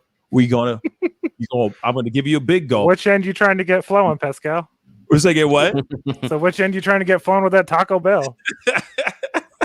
Just come on, Pascal. Look at the comment from Joe Jeffy to you. Oh right, no. I need to go and sleep. Okay, I got some sleep to do. No. I'm not, like I said. Mad props to their platform. Let them keep doing what they're doing. They just need to change their platform a little bit. They need to treat everybody with respect, pay what they owe, not put blames on other people. Like I said, this is all still alleged. But if it is actually true, they need to take accountability for their actions, and they need to approach the situation in the best way possible. Be mature adults. That's it. Don't get lost in the sauce. Because hey, Quarantino, are you still subscribed to them? I'm assuming you are. Yeah. I mean, like I said, I deal with people on a personal basis. When as far as I know, I've dealt with them personally. They were good to me. They've always showed me love. And the thing is that I think people are trying to say, oh, it's impossible that these two guys, they're so this and they're so that. People coming at, okay, there's no way they're getting these girls. You got to understand, they have admitted on the show that, hey, we were nerds first. We had to learn game just like everybody else. So I think they're coming from the common man standpoint. And you're right. Yeah, they got on their high horse. They got a little too prideful. They made a lot of mistakes in the rise, but at the same time, they are human as well. They've done some things that I wouldn't do, right? They've done some things that I wouldn't do. But as far as like from a personal standpoint, they were always solid to me. They never did me dirty. I never did no business with them. But as far as I can tell, man, they was solid to me. And when they made a mistake, they tried to make it up right away. So, and also when you spoke to the quality of the girls on the show, let me just say this. We've already spoken a little bit about Ayindei and Large sourcing the woman and them explaining how difficult it was to do that. People want beautiful women on the show, right? So if you want beautiful women on the show, a lot of times in society, not saying all, but a lot of times in society, you're going to have to make a trade-off. So if you want her to be beautiful, she may not be that bright. Okay. So when Ayindei was speaking to the quality of the girls, he's like, oh, they got fatter girls on here, or they got girls who are less attractive on here. Yeah. Well, those are the girls who give better insight, right? Because they have to work on actually having a better personality. They have to work on, actually being likable, because they may not be able to get that physical attraction from the guys. I'll say this. I hear what you're saying. I see what your angle is, but I don't agree with it at all. Because stupid is as stupid does. You could be the smartest, most beautiful person in the world, and you could be the dumbest, ugliest person on this planet. I don't think it has anything to do with that. I just think that, I think every woman, I think beauty is within the eye of the beholder. I do believe in that truly. And I think that is not only just Hold on, so you don't believe in a beauty standard? Say again. You don't believe in a beauty standard, like a general standard of beauty? Don't get me wrong. Yes, I'm a man. I mean, yes, I like the aesthetics like anybody else. But you know, like I said, somebody, you know, who's sitting, like anybody who sits there and goes, "Oh, see, these girls are ugly," and this, that, and the third. It's like, no, somebody out there is still finding that girl bad. Somebody out there is still going, "Damn, she kind of fly. She fly, actually. Damn." You know what I'm saying? It has nothing to do with that. But also at the same time, they have had smoke shows on their show that were very insightful, very smart, right? So, like I said, it's not only just see, they ugly and everything. I mean, hey, to each their own. I'm not for that kind of narrative, but at the same time, I do think that you can have the ugliest person on the show and they're dumb as a bag of rocks. Or you can have the most beautiful person, like I said, and vice versa, and they can be the smartest person in the world that is extremely articulate and well-spoken, could be a career woman doing her thing and all that stuff, didn't, sleep her way to the top or anything of that sort, and vice versa. So I don't think it's that. I think that there's these opportunities for these women to come in. I think it's good that they're bringing in a variety of different women, that they're not all OnlyFans women, that you have women that just are regular people that go out and do their thing, and they're trying to be in the social scene and trying to date and all that stuff. A small, big, thick, tall, short, black, white, Puerto Rican, and Asian, and Haitian. Shout out to my Haitians. But at the same time, like, you know what I'm saying? Like, that's what it should be. And maybe, and I'm not sitting here saying that, that he wasn't, that Ayindei wasn't helping bring those women in. Absolutely he was. You know what I'm saying? He was bringing in some really great looking girls, but at the same time, like I said before, you got to mix it up. You got to bring in variety. They, not all of them can be porn stars and strippers and professional, OnlyFans, adult content models. Right. Saying, Right. So I do appreciate, that they're bringing, they're bringing diversity, a different caliber of women onto the show. But like I said, somebody out there, that are watching, that is watching the show, they're still enjoying it, because here it is, still, no matter what, they still have women there. It's still females. It's still eye candy. Like I said, they could be ugly in your eyes, but somebody in Dubai is going, that girl bad as hell. I'm about to slide in her DMs and see what's up, and I'm going to fly her out tonight. But anyway, guys, Quarantino, Mr. Monopoly, and Debate Me channel. Thank you all for being on. I really do appreciate it. Y'all amazing. Yes, sir. Absolutely a pleasure. I appreciate you having me. Anytime, brother. All y'all. Mr. Monopoly has been on every single time I've done an open call. And like I say to him, like I've said to him, I'll say to you guys, hey, this platform is always open for all your asses, all your ugly asses. Okay. I'm just playing. I'm just playing. Nah, but it's true. Quarantino's ugly, not Debate Me. Yeah, you're right. I appreciate. Why do you think I grew this mustache? You got that mustache. That way people don't look at what's behind it. They look straight at the stash. You're like, is that all just wax? How do you get it done, baby? No, it's actually all natural. I don't put wax in it. Wow. See, look at that. He's like, it's all natural. You know what I'm saying? Look at that. It's all natural. None of this is fake. But anyway, thank you guys so much for being on. I appreciate you guys. Have a good night. Sir. All right, you too. All right, guys, that is the show tonight. I want to say a big thank you to everybody who came on. Real talk, all y'all for being on. I really do appreciate it. If you haven't done it yet and this is your first time checking out the show, I urge you, I beg you to please go hit that subscribe button. That would really, really mean a lot. Also, please crush that like button down below right before you leave. Just hit the like button. Hit the like button real quick. If you liked and enjoyed the conversation, please hit that like button. We are going to be having more conversations just like this on the show. Not only just surrounding around what we have been talking about. I'm just saying having these kind of conversations. Some real conversations. Getting down to the bare bones of what's going on in the world and the relationship scope and the relationship platform. All right? So please hit that like button before you take off. That would really mean a lot if you haven't done it already. Okay, you guys are amazing. I appreciate you guys all for being on.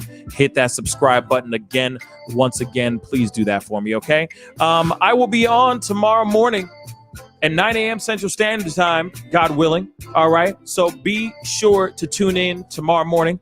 We got a lot to talk about, and I'll be on tomorrow night as well. So please do yourself a favor, crush that subscribe button if you just want a different perspective, a different opinion. You know what I'm saying? I know I don't have like, a bevy of beautiful women around me, but hey, I'm trying to have some great conversations over here with y'all. All right. So anyway, it is time to get going. I appreciate all y'all for being on once again. 1 second. It is time to get going. Okay. Be good to yourselves. Be good to one another. And I'll see you guys very, very soon. This is the Pascal Show. Bye.